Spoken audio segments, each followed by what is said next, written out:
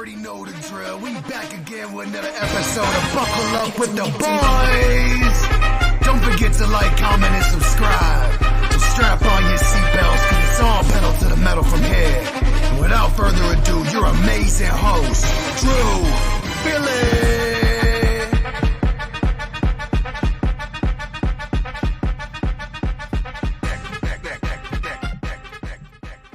Welcome back to another episode of Buckle Up with the Boys with your host DB and host Trevor Dinsmore. Trevor, how are we doing during this scorcher of a fucking day?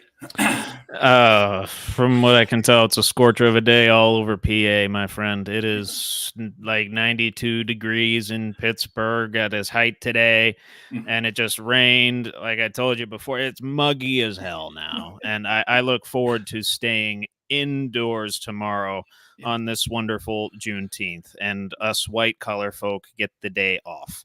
Correct. So not complaining about that.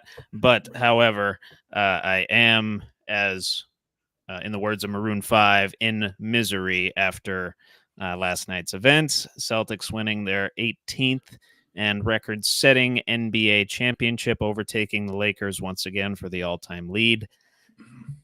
And that's really all I was going to say about it.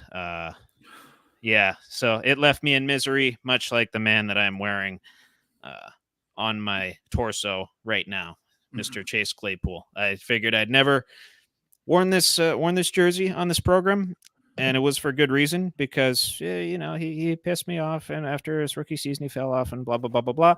But I figured it fit the mood. Right. Now, as a resident Lakers fan, I believe one of the guys that used to be on here too, Trevor, Nate, Lakers fan as well. Yep. Had exchanges about this. We're very heartbroken, but it is what it is. Fuck the green, and Boston fans can go ahead and talk about their car keys and their khakis. Okay, so yeah. But the anyway. only thing entertaining about that finals victory was Boston Connor's entrance on Pat McAfee. That was Correct. That's about it. I love Boston Connor because he embodies what a stereotypical Boston fan is in my head. Spoiled, obnoxious, annoying, and loud. Yes. And has a mullet. And he has a mullet. I do like the mullet. I do like the mullet too. It's just it adds the touch to it. You know, the persona. I can't grow one. I wish I could grow one. Right. No, but switching over here, we got NFL news. I'll be talking on for a little bit here, and then Trevor's going to take over. We got what's more likely. I always fuck up the sicko license to sicko and you got it. There you go, debate time. But big news, Trevor. Hard Knocks is entering a new territory in 2024. I'm very fucking excited for this, folks, and I hope you are. Baltimore Ravens, Cincinnati Bengals, the Cleveland Browns, and Pittsburgh Steelers will be followed around. So all of the AFC North during the Hard Knocks documentary. If you don't know what the hell this is, watch. I believe it was the Jets last year. Jets were last year. Dolphins were in season, I believe. In season, yes. Yep. So it's on Trevor, HBO Max. It's on HBO Max. Go watch it. Yeah. No, I'm excited. And I'm very shocked. Some of these coaches allowing that, primarily Tomlin. Can you speak to is it the money you think? Or I don't know how much the coaches have a say in it, because I know the Jets were pretty resistant to having it last year with the Rodgers drama stirring up the media as it was. And then you got Hard Knocks coming in and, interfering with the guys on the day-to-day potentially. So I know Saleh and company were not big fans of that. And I don't think coaches are big fans of having cameras, walk around their practice facilities and getting in their buildings. And I wouldn't like it either. It just, to me, it puts you under much more of a microscope. And I think the players would agree, much more so than you already are from your coaches, ownership, and the fans. I don't know, but it is exciting. Like you said, unprecedented territory. They're doing this with a whole division now. They're doing this with the whole AFC North, and I believe the first episode airs early in December, if I'm not mistaken. So we're pretty well through the season at that point. December 3rd. Yep. December 3rd. December At 3rd. 9. Thank you. Yep. Awesome. Yeah. No, I'm looking forward to that. As long as the voice of God's narrating, as always. Leave Schreiber. Well, right, and they go in here to quote: "We thank the Bengals, Browns, Ravens, and Steelers for the opportunity to showcase some of the greatest rivalries in football and present an intense playoff chase from all four corners of this incredible competitive division." Whoever wrote that, very well spoken. Hats off to you. But just to also kind of get you through the offseason as well, New York Giants on July 2nd, Trevor. That'll be the first episode of the offseason. Yep. And also Hard Knocks training camp with the Chicago Bears on August 6th will begin as well. Some that just came to mind too. They're doing Hard Knocks with teams that all had an above 500 record last year. First ever division to do that. They usually do that with, the lowly teams that had a top 5 pick or are rebuilding, blah, blah, blah, blah, blah. That's kind of why we had the Jets on last year. Yep. And, we've had the likes of the Browns on there before. And I think the Cardinals were on there at one point. Teams that were kind of down at the dumps. But now we get the perspective of teams that are potentially thriving and, are all going to compete for a division title and compete and get into the playoffs. So a little bit different of a perspective, different kind of a lens being put on Hard Knocks, which that I'm going to like to see. The Giants, I don't really have any interest in watching that football team, if I'm being totally honest with you. But yeah, the Bears, absolutely. Excited to see what Matt Eberflus and Caleb Williams and DJ Moore, Keenan Allen, all what's the guy's name that just got there from Philly? DeAndre Swift. Yep. Yeah. Excited to see what they're going to do. A potential worst to first candidate, and a very high ceiling. We'll see if they're able to reach that ceiling. Yes. No. Swinging over to another organization, Trevor, and a player that should have had maybe a better rookie season, but couldn't because of a guy named David Tepper. Bryce Young entered 2024 with a lack of confidence, and nobody should blame him. His own father on ESPN, Trevor, described his rookie season as awful. Thanks to his father also being this is a very fucked up whole article here from ESPN, but mental health. His dad was a mental health therapist, and he's helped him through this process. But on live television, Trevor, he says he's awful. I don't know what the fuck is going on, but do we see Bryce Young having hopefully a better sophomore campaign, for God's sakes, or no? Well, I guess his dad just went on there and pulled a aughts SpongeBob and said, "I will now assault your mind with mixed messages." Like, no. Sorry, what was the question? I got too caught up in the joke. It's do we feel they've added Deontay Johnson? They've added other pieces. Yeah, sure. Do we see Bryce Young having a better sophomore season, being that first overall pick? Also, he's anything but a prick from what I've heard. He's actually a nice guy. But also, how much heat he's getting for going before C.J. Stroud, and he didn't do shit. But you got to look at the organizations that both these guys were drafted. Oh no, I know, man. I know it. Well, when your best receiver is an aging Adam Thielen, what are you expected to do? What are you gonna? And you have one of the worst offensive lines in football. You have nobody to protect you. This is exactly what people feared with him as a draft pick. Not only that he was too small, that he wasn't going to have any protection, and he really didn't. Not like you said too. The how do I put this nicely without pissing off anyone? The downright ineptitude of that entire organization is running wild on the NFL right now. Oh, yes. And we've seen it with Browns quarterback after Browns quarterback after Browns quarterback for a long time. You go to a bad organization, you're probably going to have a bad career.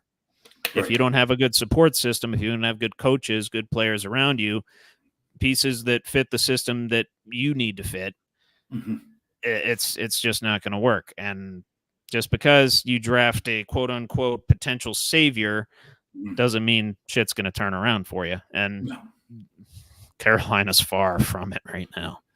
They're probably still going to be in the shitter this year. I'm not seeing any way that they have much improvement from last year. Like I mean, I guess they could develop some potential stars with Deontay and with Xavier Legette. And of course, hopefully Bryce Young comes into the fold being the franchise quarterback, but it's going to be a long process for them. Mm-hmm. Oh, yeah. Yeah. God bless them. Good luck to any Panthers fan. It's been shit. The Luke Combs, God bless you, buddy. Well, think back 10 years, Trevor. And I tell people, I have a buddy that's a Panthers fan. I'm like, 10 years ago, you had Ron Rivera and you had Cam fucking Newton. And that 2015 Panthers team, one of the best teams to not win the Super Bowl. Oh, yeah. Right up there with the 07 Patriots. They're not far behind. No. But swinging over to the next two segments here are going to be Pittsburgh-based. Hey, it is what it is. We're both resident fucking Steeler fans. Cameron Hayward, Trevor, had a nice message for all the dads on Father's Day. That's not the basis. I'm not going to go after his knees, though. But really, though, are you concerned that he's sat out now the first two voluntary organized team activities? He wants to be a Steeler, but he wants the deal to happen. Do you think the deal is going to happen? And also, I don't like the image that he's given to the young guys. That's just it's bothering me a little bit. I look at it this way: he knows his worth. Okay. And he's got a lot of equity in this league, and he wants to get compensated for that. Okay. You got to look at it that way. You got to get your bag. Yes. I've said it many, many times. You got to get your bag, and that's what you got to teach these young guys too, because football is not forever. Right. You make your money for, if you're lucky, as long as Cam Hayward. If you're very lucky, as long as Cam Hayward has, more often than not, 5 years or less. Mm-hmm. So you got to make your millions, and then you got to figure it out from there. And Cam Hayward is lucky enough to still be in this league playing at a high level when he is playing. Mm-hmm. Yeah. So do I think a deal is going to get done? Yes. Okay. Am I concerned about the image he's portraying? No. Am I concerned that he's going to not be a Steeler come the start of the 2024 NFL season? No. Okay. And just to follow up, just to clean it up a little bit, he also said he will attend the start of training camp. So that, I guess, with that statement too, Trevor, he believes there's going to be a deal made by the time he returns. So, I want him in there because we got Keanu. I always fuck up his name. Keanu Benton.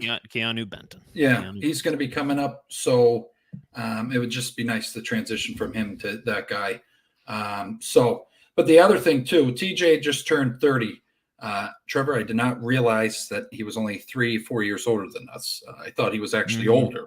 They're already talking about retirement. And I don't know. TJ. Yes. In this interview, it's not in this. First I'm hearing of this. Yeah. Yes. Go ahead. So he wants, he's pissed off that they don't have any playoff wins actually since he's been there. I didn't realize that either. That is true. Then the other thing is true. So 2017 pick. We haven't won a playoff game since the 2016 season. Oh, Jesus Christ. Oh, boy. Well, and then furthermore, he wants to bring a championship to the city.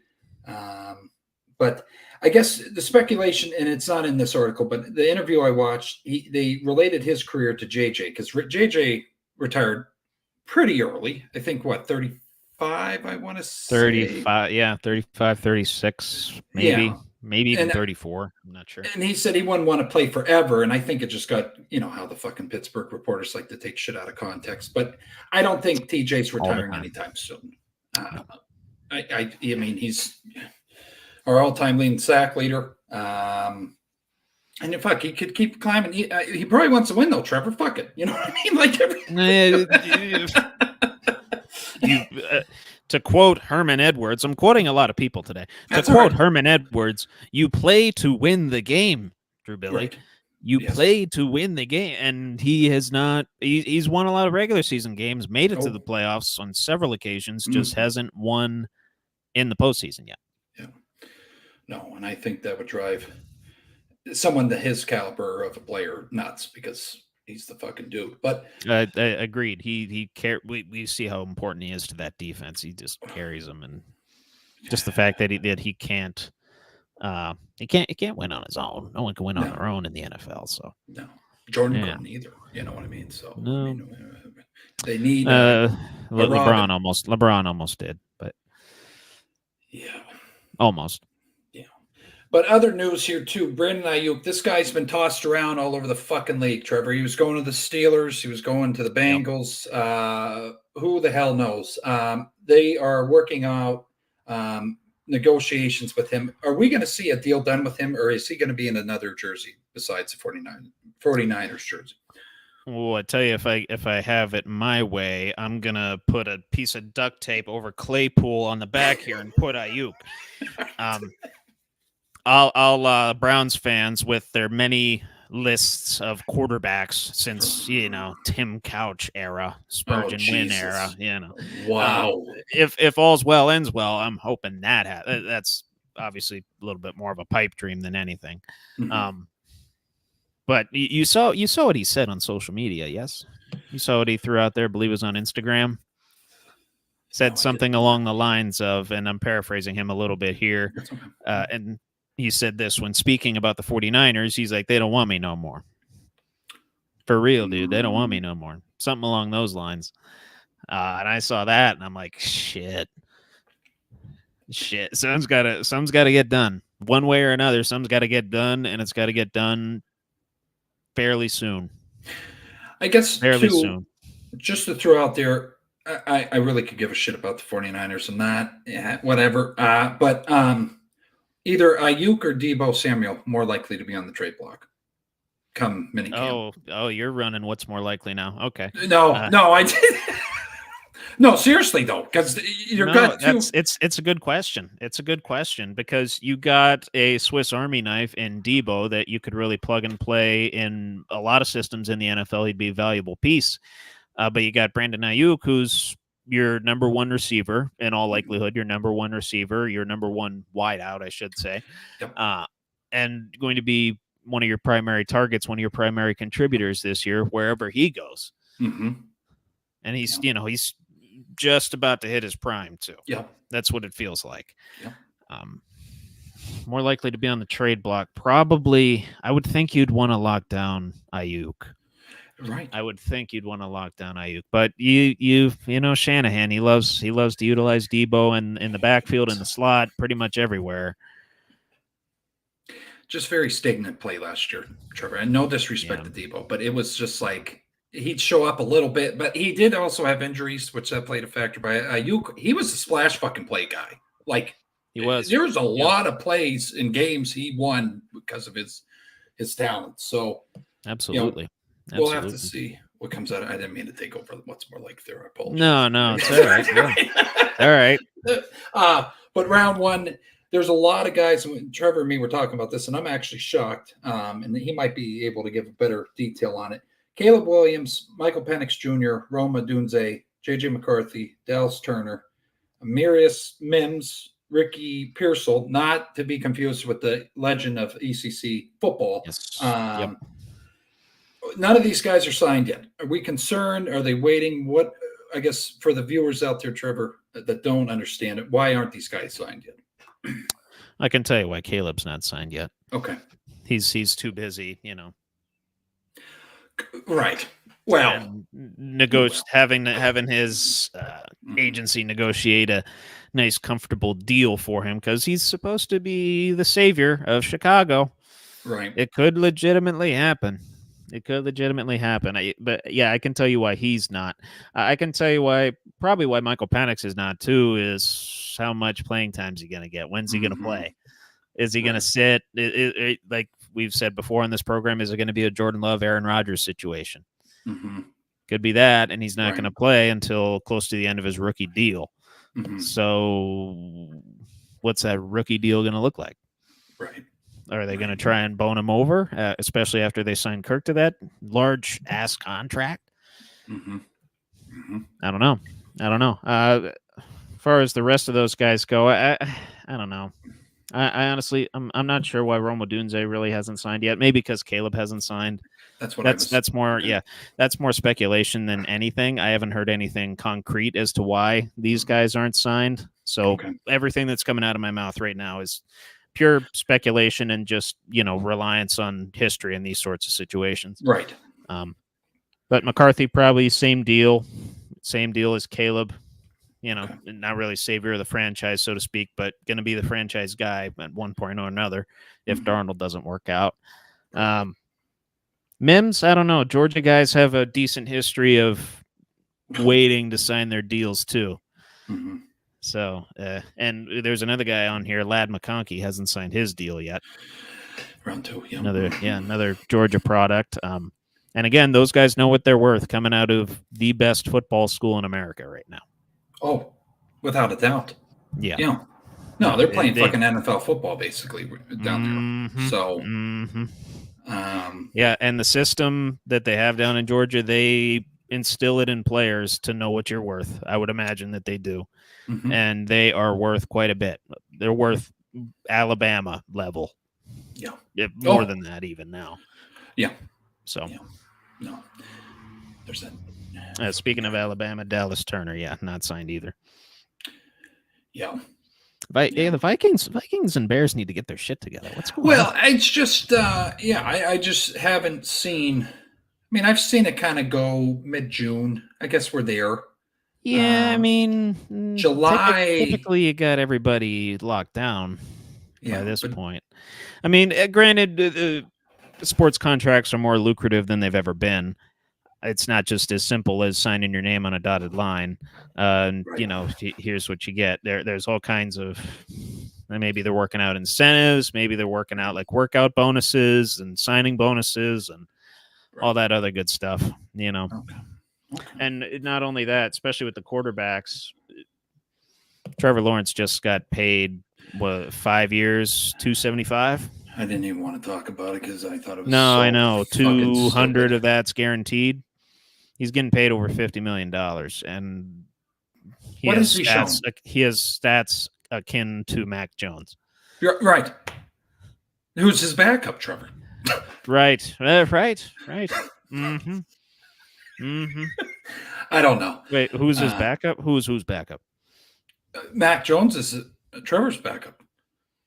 Oh, that's right. In Jacksonville, yeah. That's right. So, I escaped my mind totally. No, it's just interesting. I didn't even want to talk. And no offense to Jaguars fans, but I'm sorry, that guy's not fucking worth it. He is not. And I'll tell you right not now, at the present moment, but they're betting on him. What about they're ATM? betting on it, and that's a big gamble. Yeah. That's ATM. A big gamble. Yeah, and the fact that I've heard multiple analysts talk about this too, the fact that the Chiefs got Mahomes to sign the deal that he signed, and we thought that was blockbuster worthy, and then we see guys like Kirk, guys like Trevor Lawrence getting paid $40 to $50 million a year like that. No questions asked. It's fucking stupid. Yeah, it's interesting. The QB market is lucrative. And as a result, other markets are kind of suffering. The running back and potentially the wide receiver market going forward. Guys aren't, going to get paid as much. They're not going to get paid as much as the quarterbacks in the first place, but the wealth gap, I guess you could say, is widening. Oh, definitely. But I'll be back later on here with debate time. Trevor's going to take over here. I believe we're moving on to... Yeah, just news. News, okay. Just a couple news pieces. Okay. And then what's more likely is right after that. Gotcha. Yep. Then we do the segments all in a row. I cannot wait.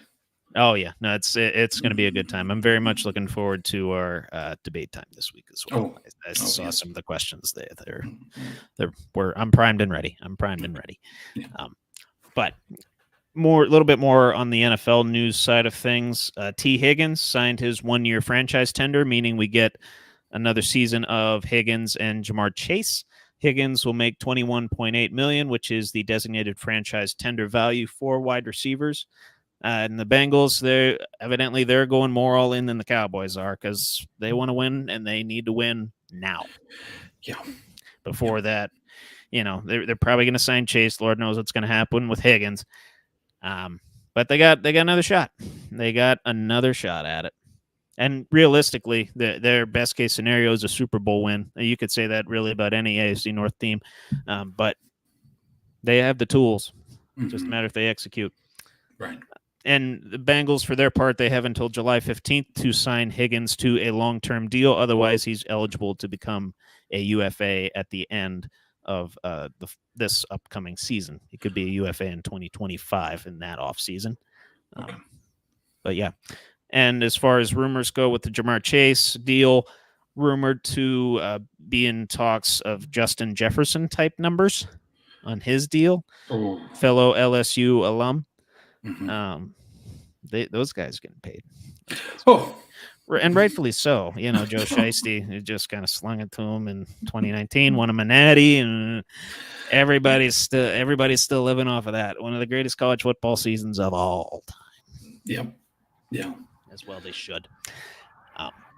But in more serious news, Roger Goodell testified the other day in a class action lawsuit involving 2.4 million subscribers of NFL Sunday Ticket, which is currently available on YouTube TV, but until 2022, it was only available to satellite subscribers, primarily DirecTV. Mm-hmm. So Goodell had to testify in court and testified to the validity of NFL Sunday Ticket being a premium product. The plaintiffs in the case, they allege the NFL violated some antitrust laws in that there wasn't a lot of competition for this, that they only provided it to DirecTV and other satellite providers, didn't provide it for streaming until 2023 to YouTube TV, and the pricing. Yes, pricing is redonkulous. I don't even know the price offhand, but I know I immediately put it out of my head that I was going to get it as soon as I saw the price. I'll stick to Paramount Plus. I'll watch my games on Fox and Amazon Prime. Thank you very much. Right. But anyway, the NFL, in its defense of its antitrust exemption, they said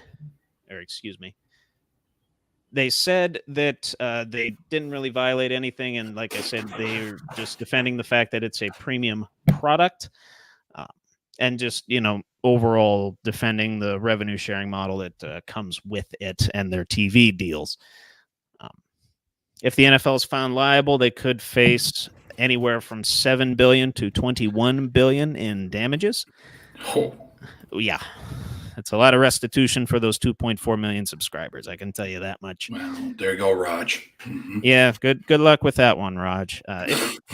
This was the first that I've heard this case. It's been going on for some time. I forget exactly when this was brought to court, but I know it's been ongoing for a little bit of time. We're now starting to get somewhere concretely, and of course, Goodell coming out.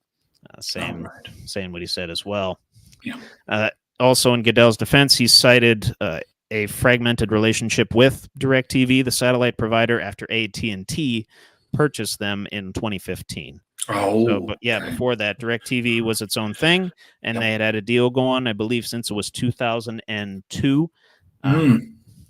Yeah, but when AT&T bought them, that's when the fragmentation started, and according to NFL data, marketing for the service on DirecTV, on the platform of DirecTV, declined 28% in 2018. Damn. Yeah. Yeah. Wow. So, long story short, the NFL, they stuck through the end of the contract in 2022 with DirecTV, but the writing was on the wall that they were going to go to streaming. Fuck. Yeah. And kind of another element of it, Goodell cited that the world wasn't ready for NFL Sunday Ticket streaming until 2023. How valid that is, I'm not sure. I'm sure you can remember COVID era, YouTube TV, Hulu, Live Sports, Plus TV. They were still, I guess, in their rudimentary stages. They hadn't matured yet. Yeah. And I guess the NFL was not willing to offer that premium product to those streaming providers, but still stuck with, the satellite providers. Fucking Raj. I guess he's what the hell is he? I'm trying to think of. I guess he could read the nation well. He can. Okay. All right. He's a great room reader. I will say that. He is. Fuck. He is. Oh, we gotta watch it. Yeah, that's tough. Oh yeah, it's a good time. It's a good time. Jerry Jones did have something to say too. It was also brought up kind of how how the NFL has its deals with the networks. They have it as a league. They don't have individual teams that have Pittsburgh doesn't have a deal with like Root Sports or anything like that, or they don't have like a local broadcast of anything. It's all nationally televised stuff. And Jerry Jones, well, he admitted it, he could make a shit ton of money, a hell of a lot more than, say, the Bengals with the Cowboys and how widespread they could be. Yep. To have it centralized is a much more predictable model. And plus, it brings in nuances of revenue sharing. Right now, it's a pretty even split with the TV contracts. And, of course, it depends on if you play and how much viewership you get and blah, blah, blah, blah, blah. Right. But it's a much more fair model at this point. So, that ongoing suit could lead to a few other questions with how the NFL is presenting its product. Could lead to some changes going forward, and could lead to changes with the NFL Sunday Ticket product. Hopefully, it gets a little cheaper. We hope. Yeah, we hope, because I told you about that Sports Pass thing, right? Yeah, I use it religiously, Trevor. Is it still working for you? Yes. It's not working for me. Oh boy. I don't know. Okay. I'll have to test it. Test it. Hopefully they don't catch us. Right. While I'm getting it over the air here. Yeah. No, they're good people. No, wonderful people, and they've hit snags like this before. Hopefully, we can get through it, and then, literally, I'll just toss on Red Zone on that thing, and I'll just sit on my couch all Sunday long, and just it's gorgeous. It's gorgeous. We're what are we, like 8 weeks away from that happening? Yes. Oh, thank Christ. Thank Christ, because I'm assuming after tonight, when the Panthers beat the Oilers, we're going to hit the dry spell of it just being baseball and golf and fucking pickleball. I don't know. Yeah. No. We'll yeah. But yeah, no. We're moving on to the yes. Yeah. That's oh wait, no, I did have a couple more shit. items. Okay, Sorry. My apologies. No, you're okay. My apologies. No. Then I saw this article right before we started. The Commanders reaching a $1.3 million settlement with Virginia Attorney General as a result of a 2-year investigation into how the franchise, under the leadership of He Who Shall Not Be Named, good man, yeah, handled the return of season ticket deposits. This wasn't the only suit that they faced. They also faced one with the D.C. Attorney General, and they agreed to pay $200,000 to fans and $425,000 to the district in that particular case. Jesus so Christ. Just more in the aftermath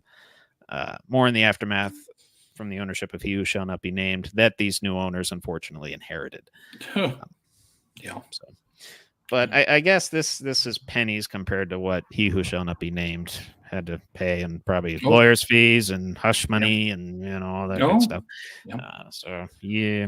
And we talked about this.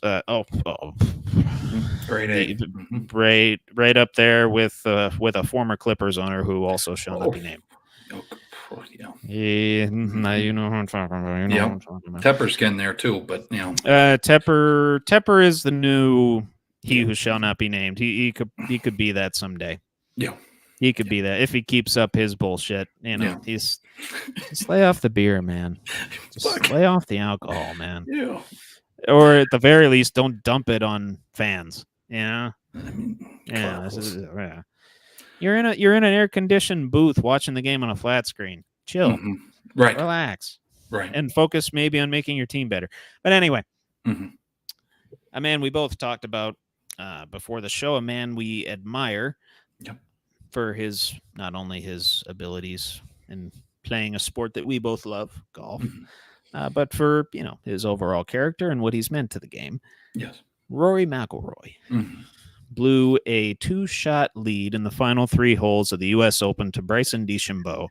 In the process, missed 2 putts inside of 5 feet.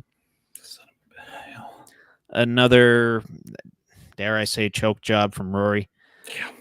We saw it, something similar at the Masters as well. Just couldn't keep up with the rest of the field. And credit to Bryson winning. After the disappointment in the last major, where he had to watch Xander Schauffele win.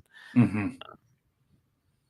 Gets his first major. I believe it's his first major in the U.S. Open. Okay. But heartbreaker for Rory, and he reportedly is taking a hiatus from the game until the Scottish Open next month. You have to. You have to. Yeah. You have to. Yeah. Sometimes you got to take a break. And I mean, Lord knows how the personal life invaded the professional life there, the whole thing with the potential divorce, and then they ironed it out, and trouble in paradise. It gets you every time, Trevor. Trouble in paradise indeed. Mm. But yeah, figured I'd touch on golf a little bit. Oh. We're probably going to be talking more about it as we go throughout the summer here, and we run out of sports to talk about. Yeah. So yeah. Now I'm ready for what's more likely. Hell yeah. Hell yeah. I didn't get the music. Shit. Okay, we're good. Here we go. I gotta take this. Go ahead.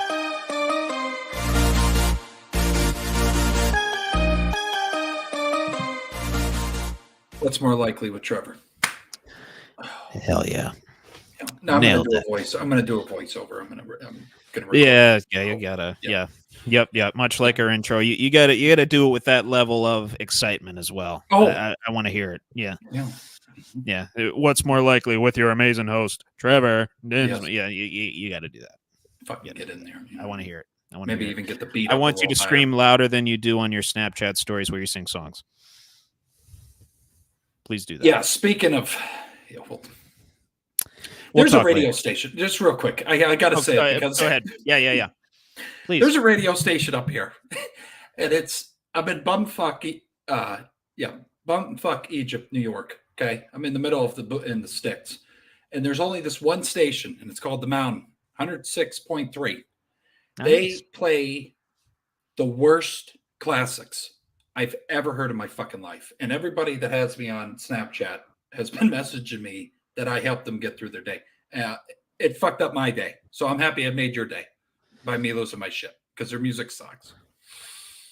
Classic rock? Is it Classic is that what it is? But like, it's like the more mellow shit. Not. It's like Jitterbug. All the songs white women enjoy. Yeah, like Never Gonna. Rick Astley. Yeah. Yeah. That. Yeah. It's like just that on like a loop. Yeah, and there's no cell service, so I'm gonna fucking take the car into a tree. I mean, I can't. Don't do that. Don't do that. You don't have Bluetooth or an aux? I do, but I like to hear talk shows. They have a really good talk show, but their music fucking sucks. Okay, gotcha. It's all making sense now. It's all making sense. Anyway, after that long-winded intro to this segment, to be fair, you interrupted me. So I know. I apologize. You're good. You're good, buddy. You're good. So I touched on it a little bit earlier. Mr. Trevor Lawrence, 5 years, $275, 200 of that guaranteed. And of course, we have our own little trouble in paradise, potentially with our QB situation. Our resident Zach Brown lover, or at least he was at the concert that I went to, Russell Wilson. Yeah. Who's more likely to have a better statistical season in 2024? Russell Wilson or Trevor Lawrence? Tough one right out of the gate, bud. I know. I'd say Wilson. I'm hoping it's Wilson. I think if we're going to add in rushing yards, Trevor into that, I see him scrambling more. I know he's getting older, but I see him taking off if he needs to. Yeah, I just want to see who they got for their skill positions. Okay, they still got Etienne. They still got Christian Kirk, Parker Washington of all people, Gabe Davis, Brian Thomas, Evan Ingram. Seems like Jacksonville has the better weapons, and with what's his name at the helm? What's the coach's name? Doug Peterson. Thank you very much. With Doug Peterson and his system, I probably got to go with the guy that's named after me, or rather, I'm no wait, no, yeah, he's younger than me, so he's named after me. Trevor Lawrence. Okay. I will say this: I think Trevor Lawrence has a better statistical season, but I think the Steelers have the better overall season. I agree with that. Yeah, I'm okay with that. Yeah. Okay. Cool. Another guy we touched on also, you covered him in your news segment earlier, Brandon Ayuk. Mm-hmm. I read an article the other day, rumors floating around he could go to one of potentially 4 other destinations outside of San Francisco. That being the Steelers, Commanders, Bills, or Chargers. Mm-hmm. So my question to you is, where does Brandon Ayuk end up? Where is he most likely to go? He's going to want some money. So I'm going to take the Bills completely out of that. Yeah. Well, playing with Josh Allen, though. Takes a pay cut. Converts some of his salary to a bonus? I'd say the Bills and Browns are the front leaders on that. Oh, I said Commanders, not Commanders. Yeah, he likes Jaden Daniels. Oh, okay. Well, yeah, Commanders or Bills. They need somebody there, dude. Washington, holy shit. Yeah. Well, they got Scary Terry. Yeah. I like Scary Terry. Yeah. Let's go Bills. I'll go Bills. You go Bills? Yeah. Okay. I want to see who Washington has on their depth chart. Let me pull that up real quick. Other than Scary Terry, of course. Oh, they did draft Luke McCaffrey, and they have Jahan Dotson as well. Dotson, yeah. Yeah, so. Yeah, I don't know if they want to just stick with the rebuild movement and stick with a lot of young guys coming out of the draft. Of course, they have Zach Ertz in the lineup too, so a bit of a mixed bag. I think he stays with the Niners. Okay. Yeah, I think he stays with the Niners. But if I had to pick a destination outside of San Francisco, I'm going to say the Chargers, actually. Chargers, okay. Yeah, I think they need receivers there, and him matching up with Justin Herbert, I think that'd be a nice fit with that West Coast style offense and power run offense. Run to set up the pass style that Harbaugh likes to run. I think that could work. They run a similar thing in San Francisco, run to set up the pass West Coast. So I think that works. Is he ripping by again? No, that's Thunder. Oh, that's Thunder. Ooh. Yeah, it's going to be no, it's all right. We'll be all right. Hopefully your internet doesn't go out, but we'll be all right. Be good. Are you sure about that? I'd go about 60%. I'm confident. Okay. I'd like it to be a little higher, but that's fine. 60% is passing in most grade schools now. Yeah, let me just look at the radar. But okay, sorry. No worries. No worries. So some other news, I guess, coming out of the college football scene. Les Miles suing the NCAA College Football Hall of Fame and LSU over his 37 vacated wins as a result of recruiting violations that he committed, I believe, over a decade ago. The vacated 37 wins keep him under what it takes to be in the College Football Hall of Fame, so he is no longer eligible to be in there. But I guess he's going to try and sue for it. And, of course, I don't like to get political on this show, but there is an underdog in the race this year. And I think you know who I'm talking about. It's a Kennedy. It's RFK, brother. Yeah. Yes. Who's more likely to win their respective endeavor, RFK or Les Miles? Probably Miles. Probably Miles. Yeah. No offense to Kennedy. I don't like to get too political on here either, but if you haven't read I forget what book it is on John F. Kennedy. I've only read 3 books fully without cliff notes. That Rodman book, I had to do it in the Kennedy book. And I forget the other one. Night. It's a very good book. Yeah. Gotcha. Yeah. I mean, RFK getting double-digit numbers in some polls. I mean, yeah. More so than a lot of third parties have in recent elections, I can tell you that. Gary Johnson didn't do shit for the Libertarians. I hate to say it. Well, right. Yeah. Yeah. But No, I'd say Les Miles as well. Yeah. I mean, because just because the advent of like NIL and all that stuff, and the NCAA, that $2 billion settlement that I talked about last week. Yeah, they might just give him his wins back and say, "Hey, go ahead, get in there." Which I've never been too fond of Les Miles. I don't like what he portrays, what he puts out there. Not a big fan of his character. Right. Found him to be a little bit cowardly and not necessarily very stand-up-ish, but he's a great football coach, legendary. So, right, they might just give him the wins back. Well, not to name anybody, but there's another guy, Trevor, that you and me think of highly of. They should give his wins back too, but we don't need to dive too farther in that. Highly, I respect him. You respect him? I do. Who is it? I want to hear it. I don't want to name it on here. You're not gonna name it? Who did he coach? Mm-hmm. I know. We are.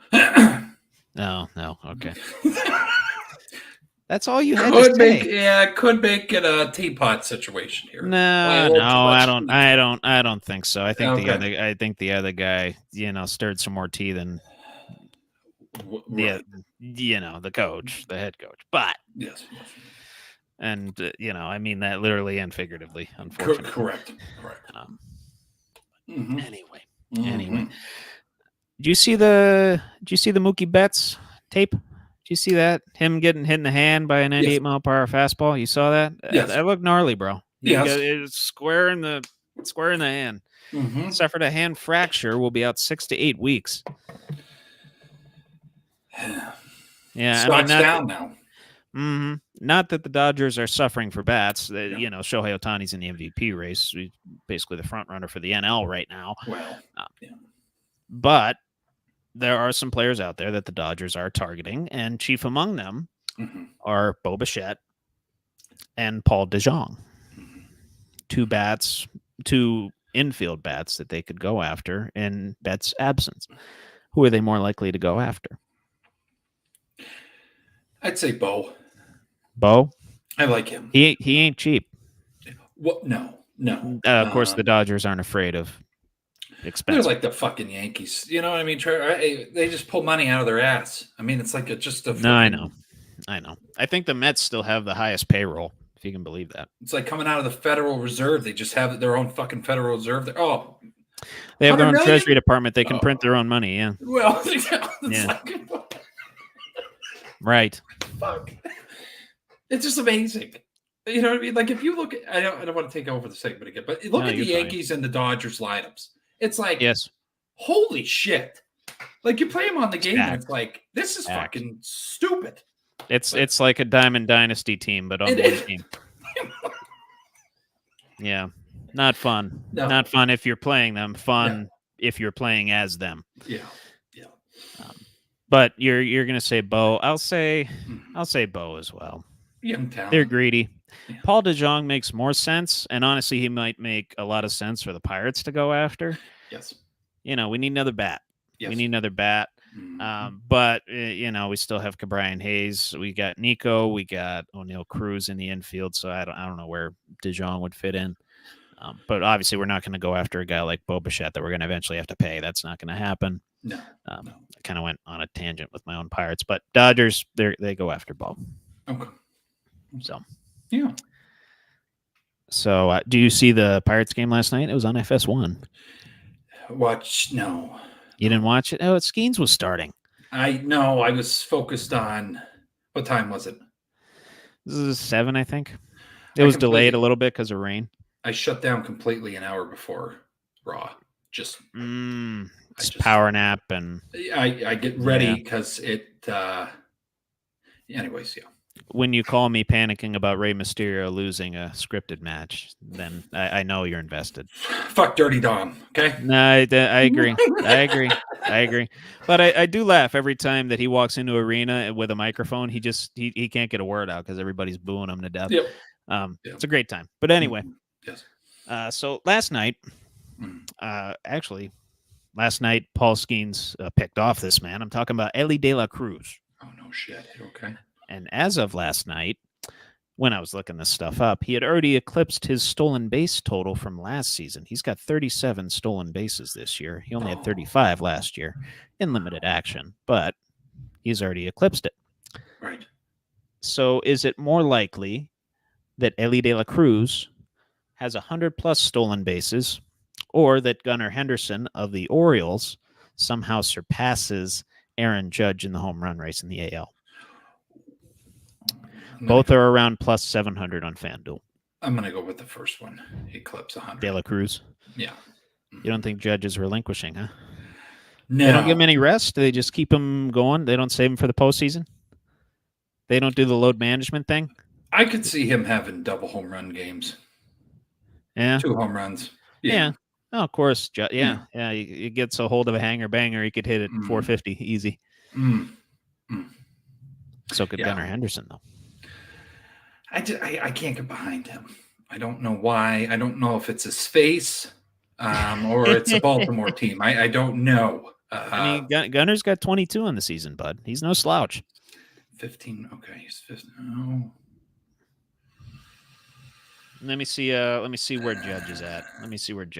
Judge is at 26. 20. Okay.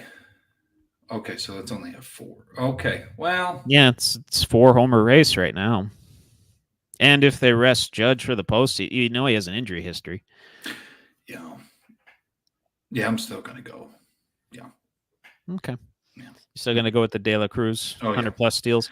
Just a freak dude. Yeah. Yeah, I'd like to see that too. As much as I hate to say it, because he is a Cincinnati Red, plays in our division, one of our biggest rivals, but he is fantastic to watch. Yeah. Very exciting player. Very exciting ball player. Plays the game the right way too. Correct. Hustles every fucking time.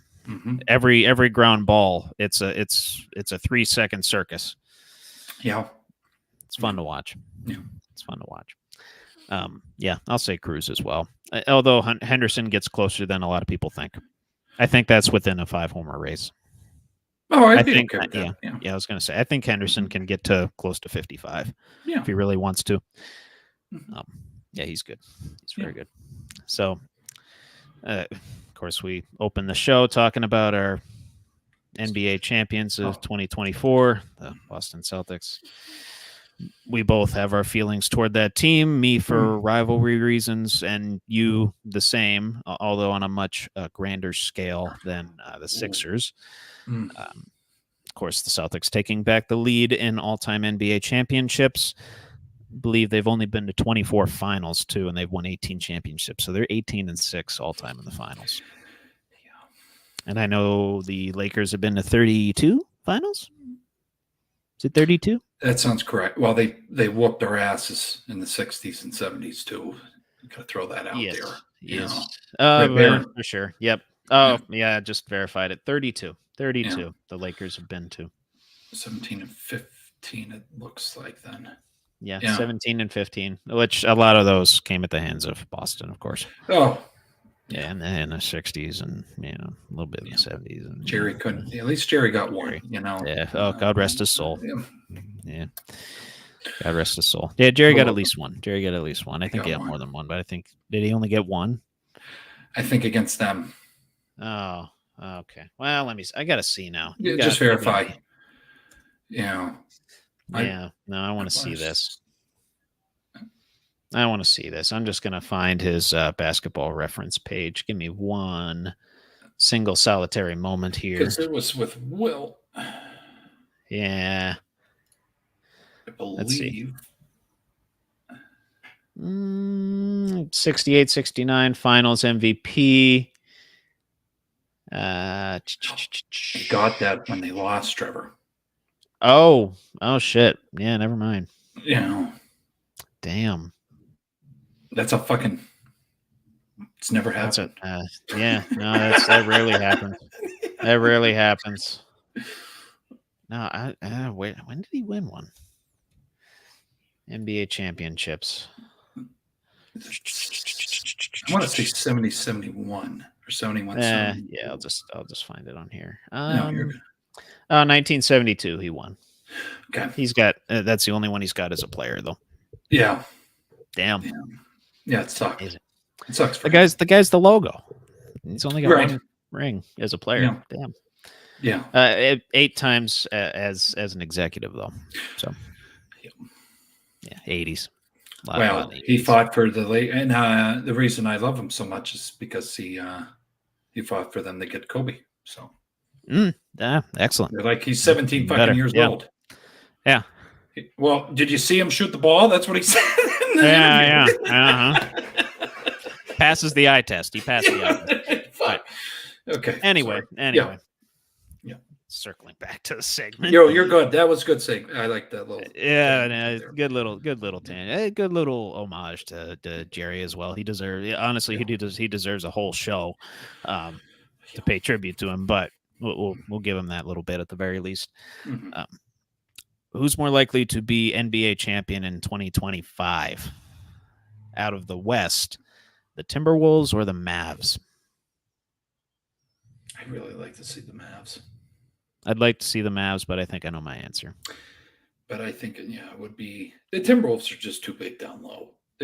They are, and they're very consistent. They seem to have the attitude of a winner as well, rather than that of Luka. Unfortunately, he kind of that was on full display in the finals. Him complaining to the refs left and right, and complaining about not getting foul calls and not playing defense.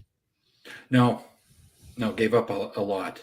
Reminded me of I didn't want to say his name. Okay. Another guy you can't say his name. Yeah. We have a lot of those guys. I know.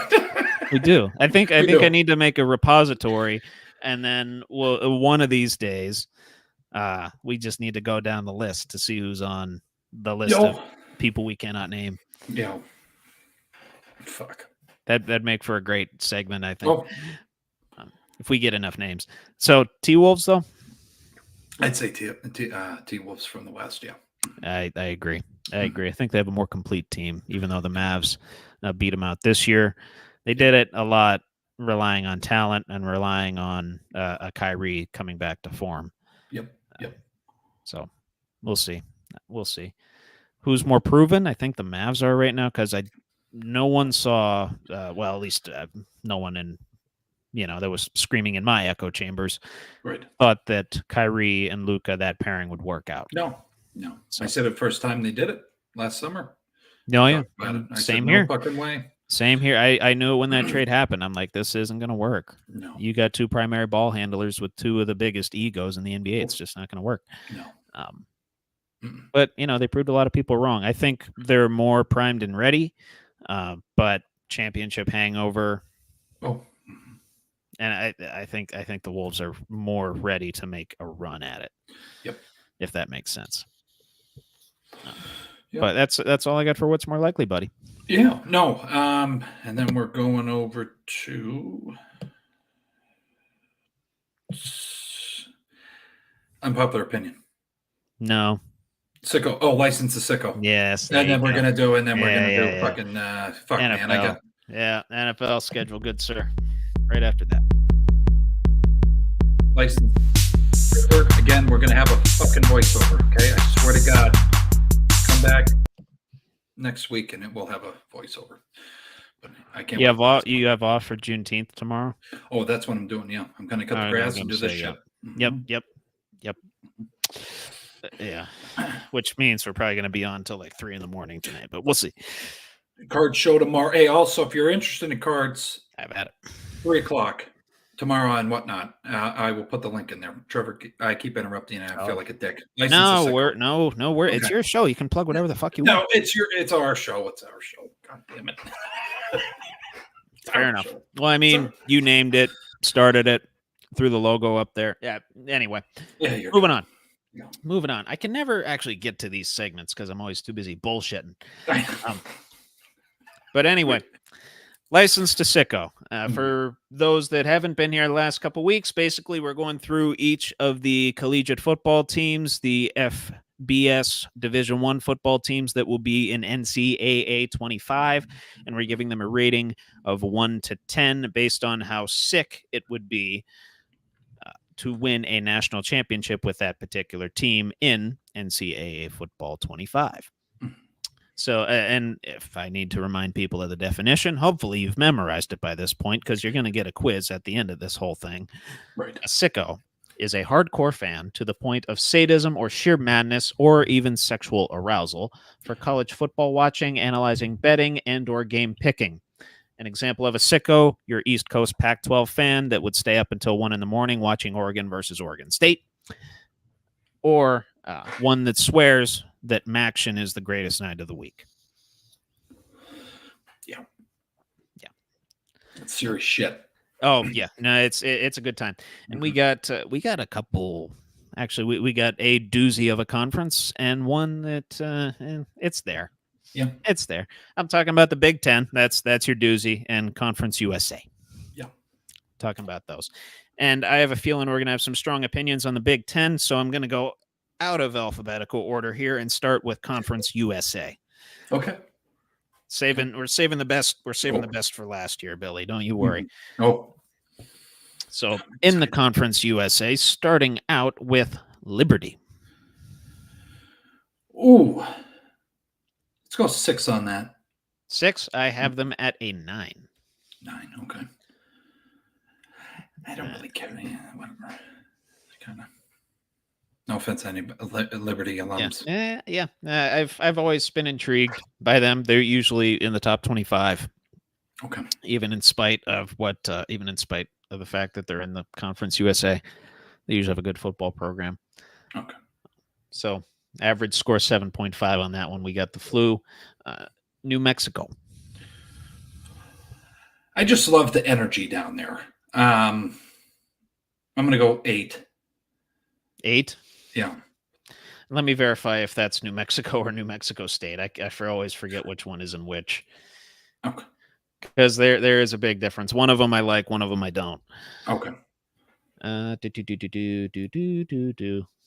As I scroll through ESPN Conference USA, that is New Mexico State. Excuse me. 8 for them. 8. I'm gonna go. Yeah. Yep. So I actually put it as the New Mexico score, but my New Mexico State score is a 7. Okay. I originally had them as a 4, but that's because I thought it was New Mexico, not New Mexico State. Yep. So let me just correct that on my spreadsheet real quick for posterity's sake. Yes, sir. Moving down the line, Jacksonville. 5. 5? I'm as a 3. I'm as a 3. Yeah. I didn't even know they had a fucking college. No offense. No, they do. They do. It's actually a nice campus. I haven't seen it in person, but I've seen the pictures that people have taken. People that I know that have been on the campus. Right. I'm interested to see what you think about these next couple. Western Kentucky. We have a lot of boys from kind of the upper part of the South, Trevor, that we play with. I love the people down there. I'm going to go 7 for Western Kentucky. I have them as a 6. Yeah. I wouldn't be over the moon, but I would not be upset either. No. I think that'd be a fun ride. And this next one I think would be even more fun of a ride. Middle Tennessee. Ooh.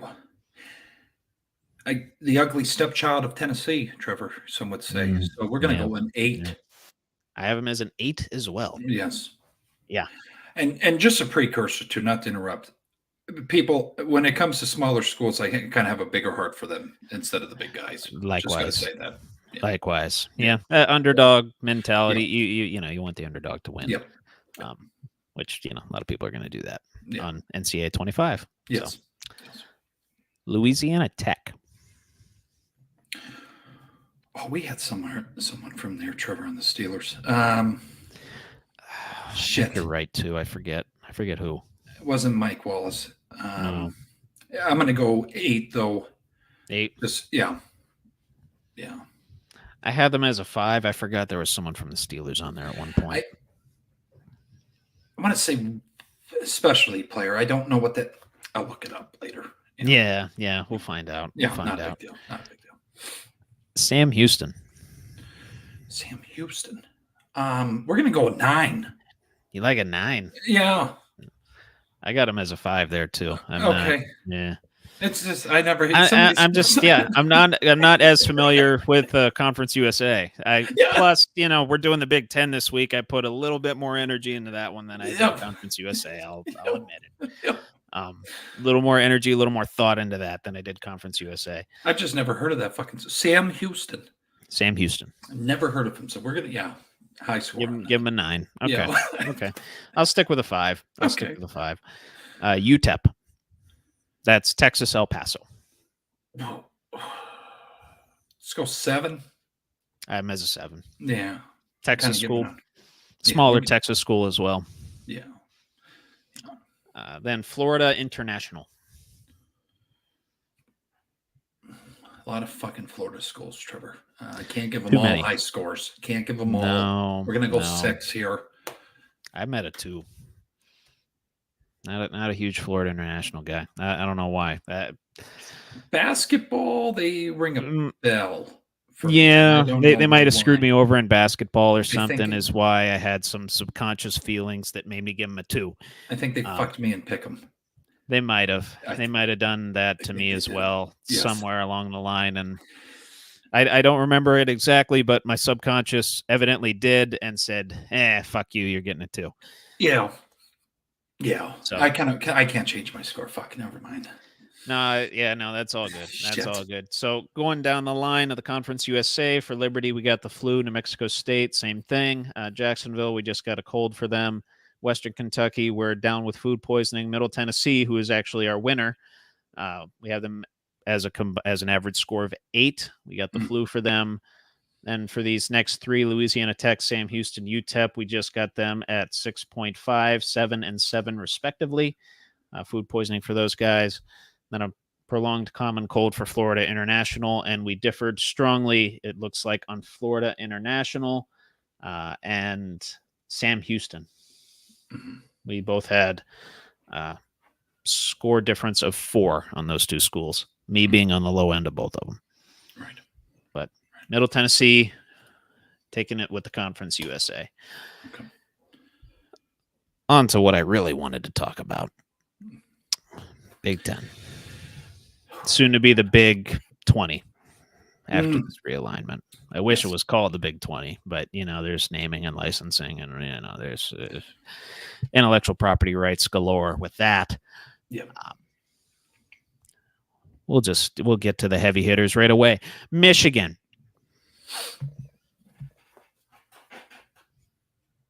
A 1. Fuck Good man. Good man. Fuck the blue. Good man. I have him as a 2 only because of this next school, Ohio State. Captain Insano, and to the boys on the PlayStation party, I apologize, but I'm going. Is it possible to do a 0 here, Trevor? Lowest is 1. We're going to go a 1 then. Me too, bud. Me too. Yeah. Can't stand the Scarlet Red. Can't stand Big Blue. Fuck them both. Yeah. Fuck them both. Correct. Yeah. They have caused me severe emotional and physical pain over the many years that I have now been a Penn State fan and Penn State alum. Fuck Terrell Pryor too. They are likely to be a good chunk of the reason that I die of a heart attack before I'm 70. Oh, yeah. Yep.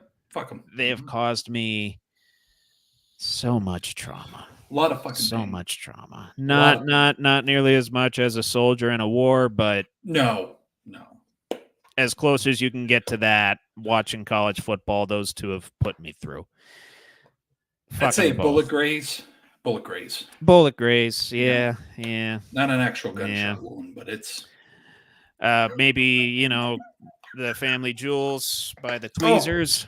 Yeah. Yeah. Not good. Not good. Just that and them gripping that for years. Fuck them both. Yeah. Moving on. Yeah. I'll trust me. I'll go on many, many more rants about those bastards in Scarlet and Big Blue. Yeah. But going on to a school that's in a different shade of blue, but it's blue and white instead of blue and yellow. Penn State.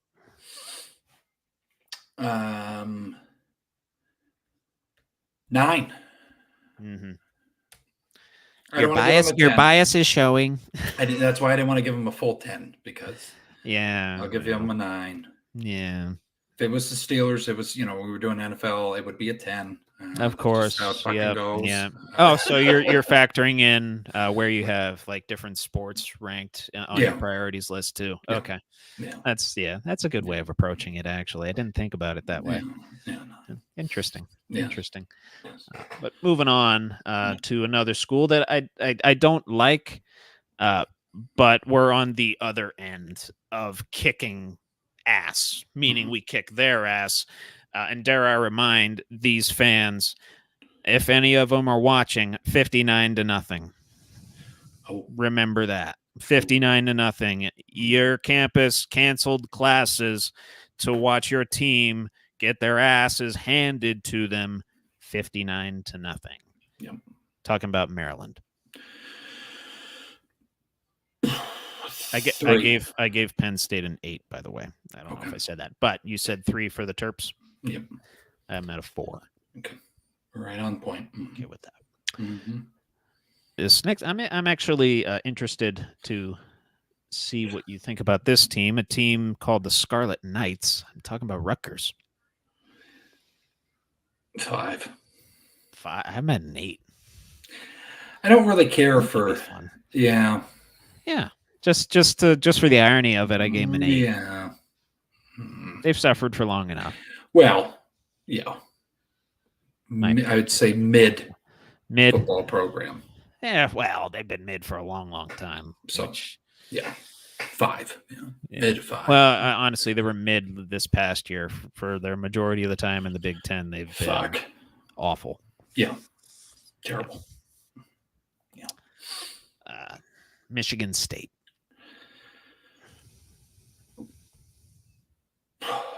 God, that's tough. Trevor, we go from 1.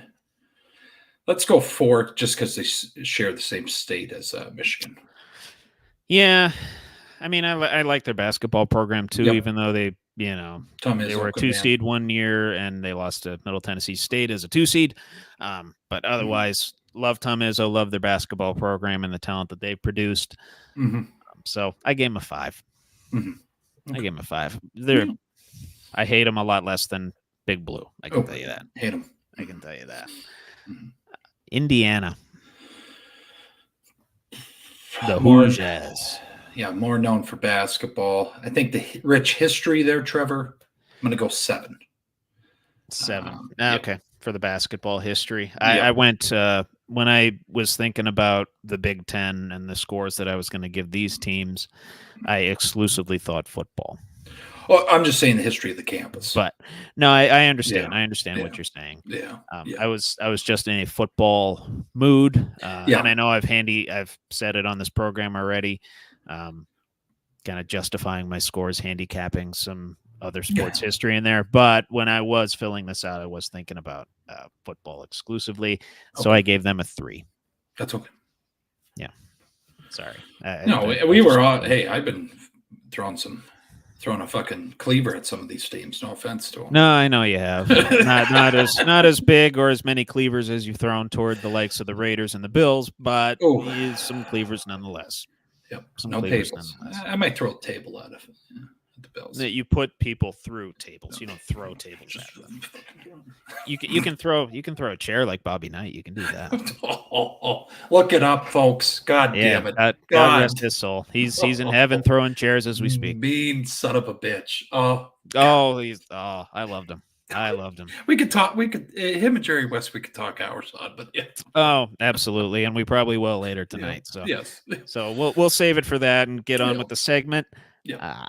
Iowa. There's a guy who. Yeah. No, I know. I know what you're talking about. I'm gonna go 3 because of that conversation. 3. Oh, a 3. I wasn't even thinking about that. I was just thinking the history of Kinnick and the coaching staff there, as well as the way they play the game and the absolute lunacy that goes on that campus. I gave him a 10 out of 10. That's definitely going to be the biggest one where we differ. Yeah, that's going to be the biggest split. That's all right. Okay, I can live with Fuck that. the Hawkeyes. All right. Except Caitlin Clark. Got to put that precursor there. Yes. Yeah. Got to put that there. The football team, not the football team. Yep. Nothing to do with any the other. football team, not track the program's good as well. Yes, I don't want. Yep. Volleyball team and wrestling. Yep. Very good. I watch that Iowa Penn State meet every year. Mm-hmm. Every year. That's the best. If there's only one meet that I tune into during the college wrestling season, that's the one. Yep. But anyway, Northwestern program in rebuilding after the Scott Fitzgerald business. A lot of young athletes got affected by that, so I'd give them an 8 on that, Trevor, because of the turmoil. I gave them a 7. Okay. For that same reason as well, and that coach last year, he's a fucking miracle worker, man. Oh, made a bowl game when your program was an absolute shambles. That's awesome. Yeah. That's good for those athletes. And, the athletes, they were limited on scholarships and a lot of walk-ons you were dealing with. Like, fantastic fucking job, man. Yeah. 7 for them. Wisconsin. The rich history of the football program, I'm going to have to give them an 8. I gave them a 6 for the same reasons. Yeah. Yep. TJ Watt is also an alum, so. Correct. Jonathan Taylor as well. Russell Wilson. Yeah. I knew I'd get you with that one. That's going to be a promo. I haven't had a promo on there. We're going to, that's good. That was Got good. you. That's good. Some call them the Corn Fuckers. They're actually called the Corn Huskers of Nebraska. I've come to enjoy them. Let's go with 7 there. 7. I'm as a 6. Okay. I'm as a 6. Pretty even split there. Yeah. Some call them Perdon't. Our former co-host always calls them Perdon't because they usually don't win a whole lot. Right. Talking about Purdue. Drew Brees' alma mater, yes. Oh, very nice. Great minds think alike, and apparently they think alike at the same time live on a podcast. History again, Trevor. The campus. Sure. I want to leave that out, though. 8. I want an 8 there. 8? Yes. Okay. Just the Boilermakers. I mean, come on. I got you. I like their jerseys. Very cool. Absolutely. Yeah. Absolutely. Are they the ones that do the wave to the children's hospital? Who is that? That I gotta look. I was gonna say, please Google that before we get on here because I don't want to miss that fact. Yeah. No. I believe anybody in the what team? I believe it. What team waves to children's hospital? College football. I believe it's a Big Ten team. I think it's Purdue, but I could be very wrong. I thought I saw it the other day it was Purdue, but. Oh, Iowa. Oh, it is Iowa. Okay. Yeah. Okay. All the more reason to give them a 10 then. Okay. Oh shit. The Hawkeye wave. Oh, shit. You're rethinking your 3 now. You want to go back and change it? Yeah, we have to. Just for image. Okay. Just for image. Let's go an 8. Let's go an 8 there. Give them a 5-point boost. That is, except I'd have to say that takes the cake and probably the coolest thing into the football game, except Enter Sandman from Virginia Tech. Cannot forget about the Trevor. But of course, jump around with Wisconsin. Correct. I did read, unfortunately, neither of those tunes will be in the game. Licensing for the music costs too much. Fucking Mo Bamba's in there, though. It is. It doesn't cost as much as Enter Sandman. Fucking or jump around. Kern crap. Penn State already has licensing to it. So it's just come on, Metallica. Here you go. You just got to deal with Fortnite, expensive. You fuckers. Oh, relax, okay? Don't take James Hetfield's name in vain, please. He's badass. He doesn't age. He doesn't age. No, he really doesn't. He really doesn't. He's gonna rock until he's dead. Oh, yeah. He could go as long as Mick Jagger, if you know what I'm saying. Mick Jagger's still performing 80 years old, by the way. I don't know if we want him to. That's true. Maybe go out in a blaze of glory. Yeah. Whatever. He'll go out. I know this. He'll go out on his own fucking terms. Correct. Yeah. Fuck death. Yeah. I mean, that guy. Yeah. But anyways. Exactly. Illinois. Fighting Illini. And let's go 5. I have him as a 4. Yeah. Lovie Smith used the coach there. I like him. Yeah. So. Yeah. And then another coach I like, PJ Fleck, coaches the Minnesota Gophers. I really don't care about him. You don't care about? You don't like the Gophers? We'll go 6. 6. Okay. I have him as a 9. Measly. I have him as a 9 because I like PJ Fleck and I like the style of play. They do need to get some better quarterback recruits though. Oh. Okay. Desperately. Yeah. They need to figure that whole situation out and maybe dish out some NIL money. But anyway, running down the list of the Big Ten, Michigan and Ohio State, fuck them both. We don't got no sicknesses going on with them, brother. No. Penn State, average score 8.5. Doing kidney stones, Maryland, the Terrapins. We don't like that school in particular either. We just got a common cold for them. Rutgers, average score 6.5. We got food poisoning. Michigan State, average score 4.5, just a fever. And then Indiana, this is actually where our biggest split comes into play. I scored them a 3, you scored them a 7 for an average score of 5. Mm-hmm. And then Iowa, 10 and an 8, which you originally had as a 3, but once I brought up the Children's Hospital thing, you gave them a 5-point boost. Good on you, bud. Yeah. Needed it. I got a stab in my side. It's terrible. Well, in fairness, I forgot what school it was that did that. I did. Yeah.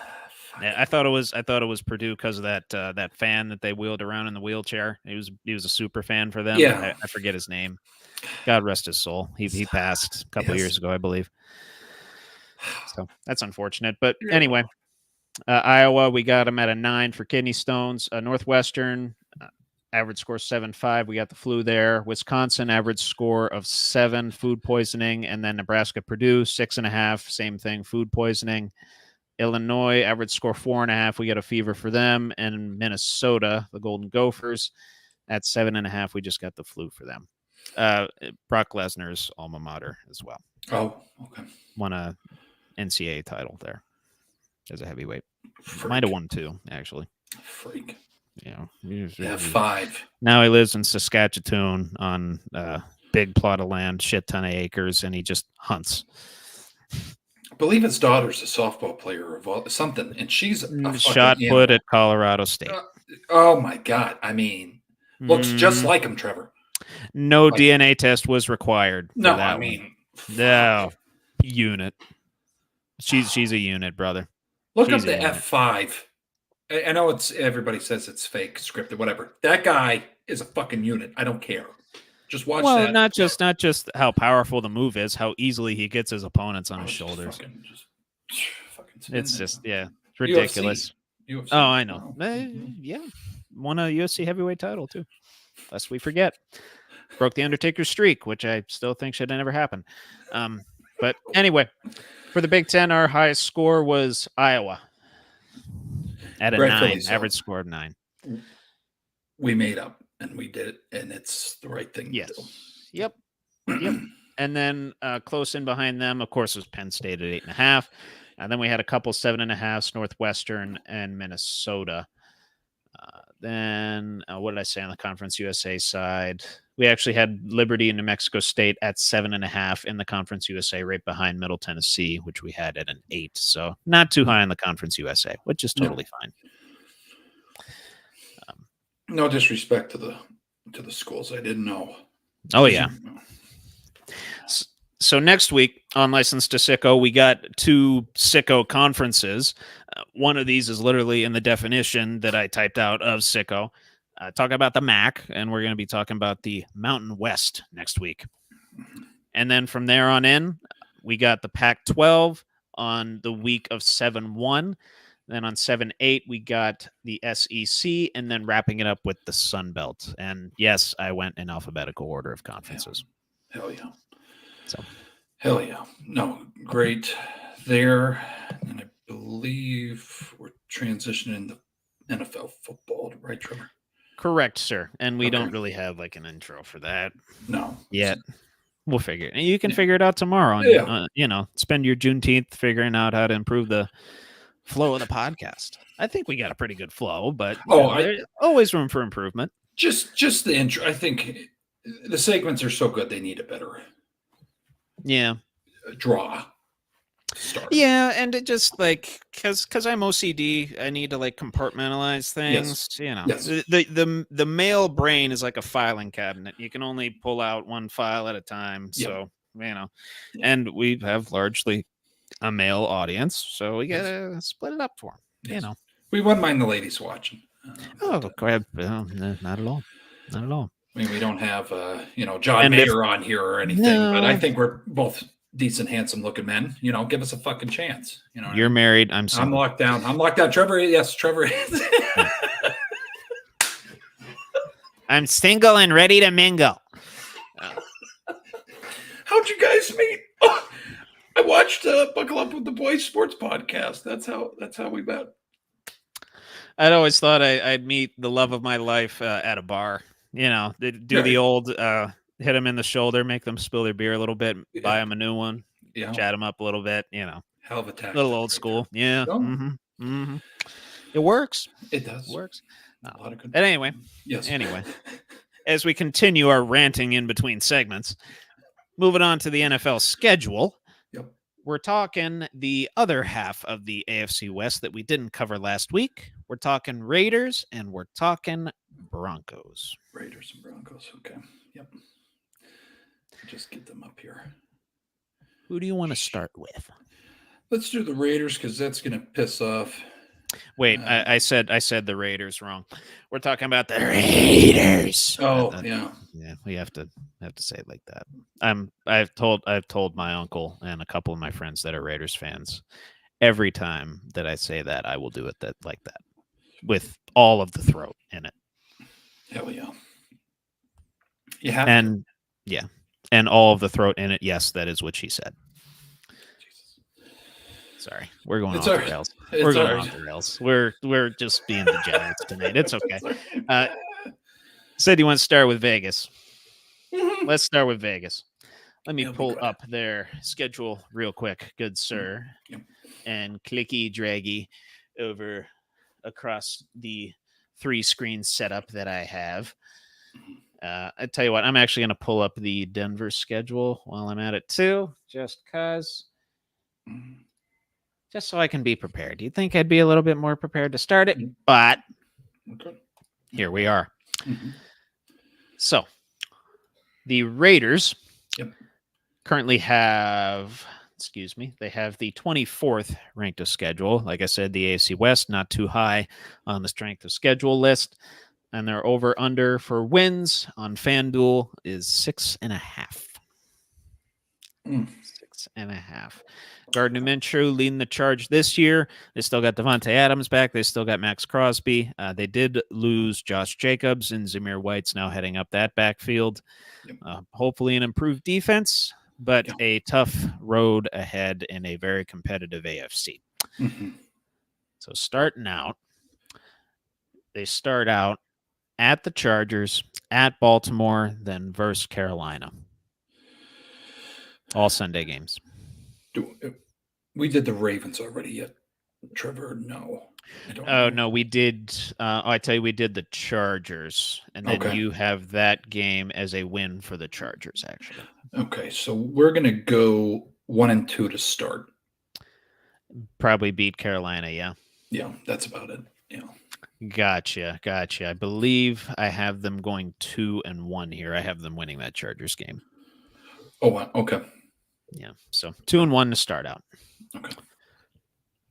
Then going to weeks 4, 5, and 6 versus Cleveland, at Denver versus Pittsburgh. All Sunday games as well.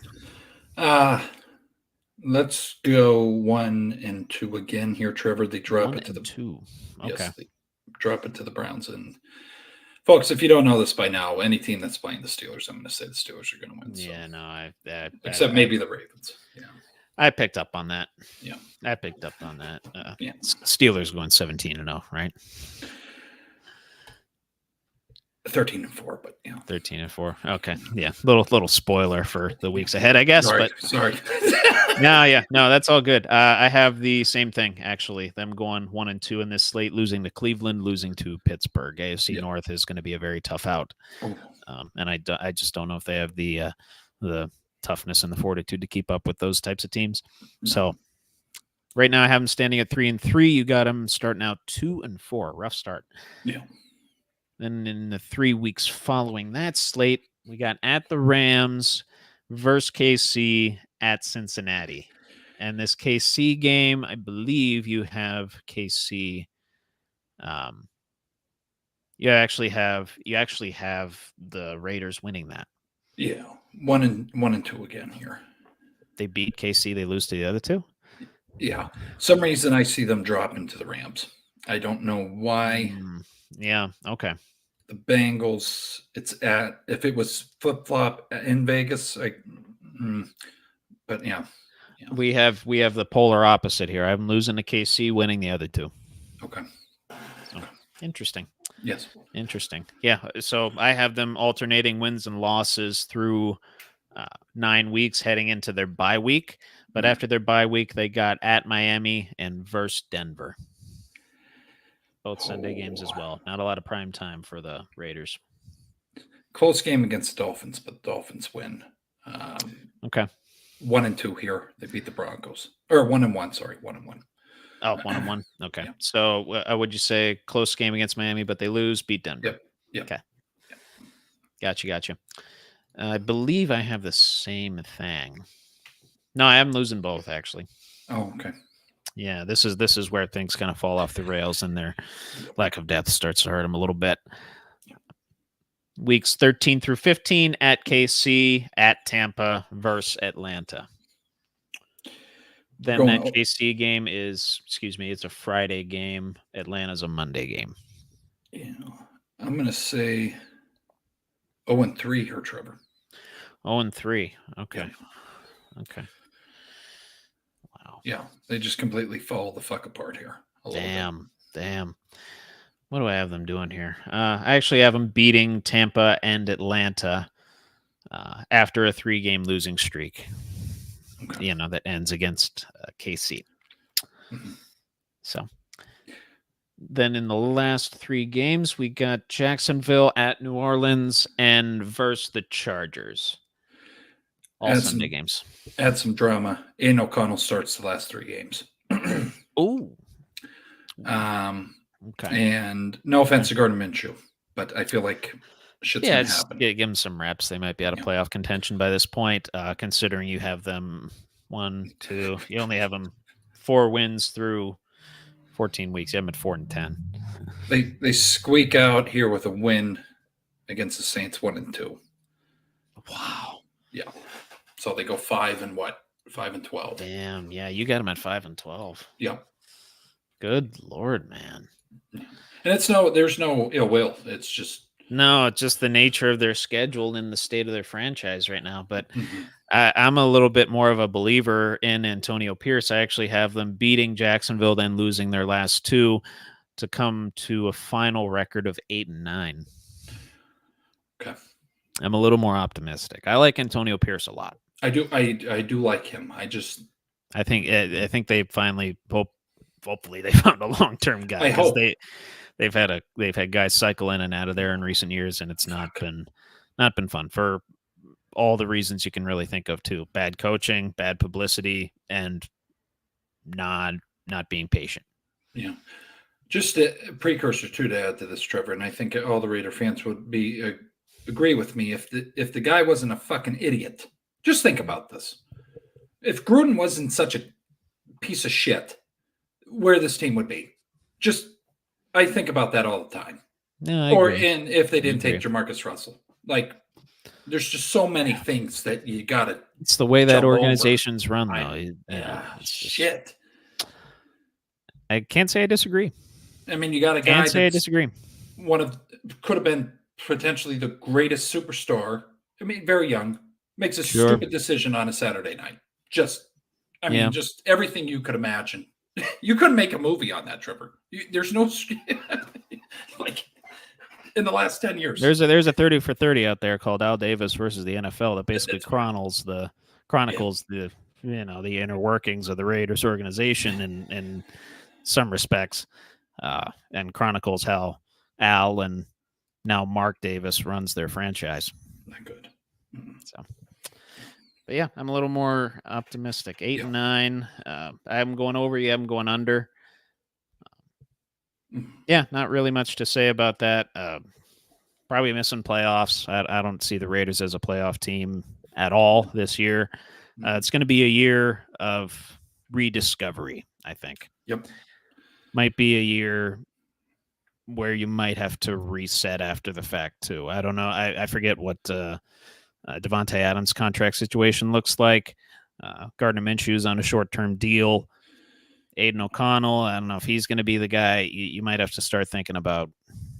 I don't know if you tear it down is the right word to use, but you got to plug in some big pieces going forward. That's just, and I know I don't want to be long-winded with it, but Sure. I just got to say that if you didn't take Brock Bowers there was a quarterback. Interesting. Trevor. There was a quarterback there, and if you didn't, there was a quarterback. There was also a cornerback by the name of Teron Arnold that they were thinking about taking. I mean, I don't know. So it's something. You got to have a good quarterback to get the fucking ball to the tight end, and I don't know if Gardner's that guy all the time. He's a hell of a.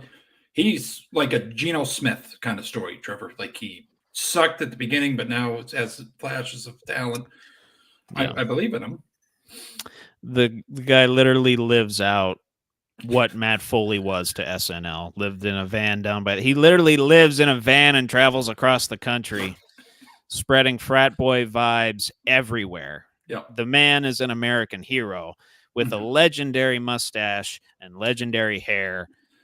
I just hope his NFL career can become as legendary. Yes. Or even half as legendary, if I'm being totally honest with you, because he's I love that man. I love that man. Yeah. Moving on to what I think is going to be a sad sack of a season for Sean Payton and the Bronco faithful. Terrible. Yeah. Moving on to the Denver Broncos, right behind the Raiders in strength of schedule. They're 25th. And right at 5.5 for the over-under on their win total. So just a win shy of what the Raiders total was. Starting out in their first 3 weeks, they got at Seattle versus Pittsburgh at Tampa. And I'll mark that Pittsburgh one as a loss. Yeah. 0-3. 0-3. Okay. Yeah. I buy that wholeheartedly. It's a shit show, man. Dire. It's dire. I have them beating Seattle narrowly, but that's it. Yeah. Lose to Pittsburgh, lose to Tampa. And they have to go to Tampa as well. So it's, they get out of Mile High. It's a little bit more difficult. Yeah.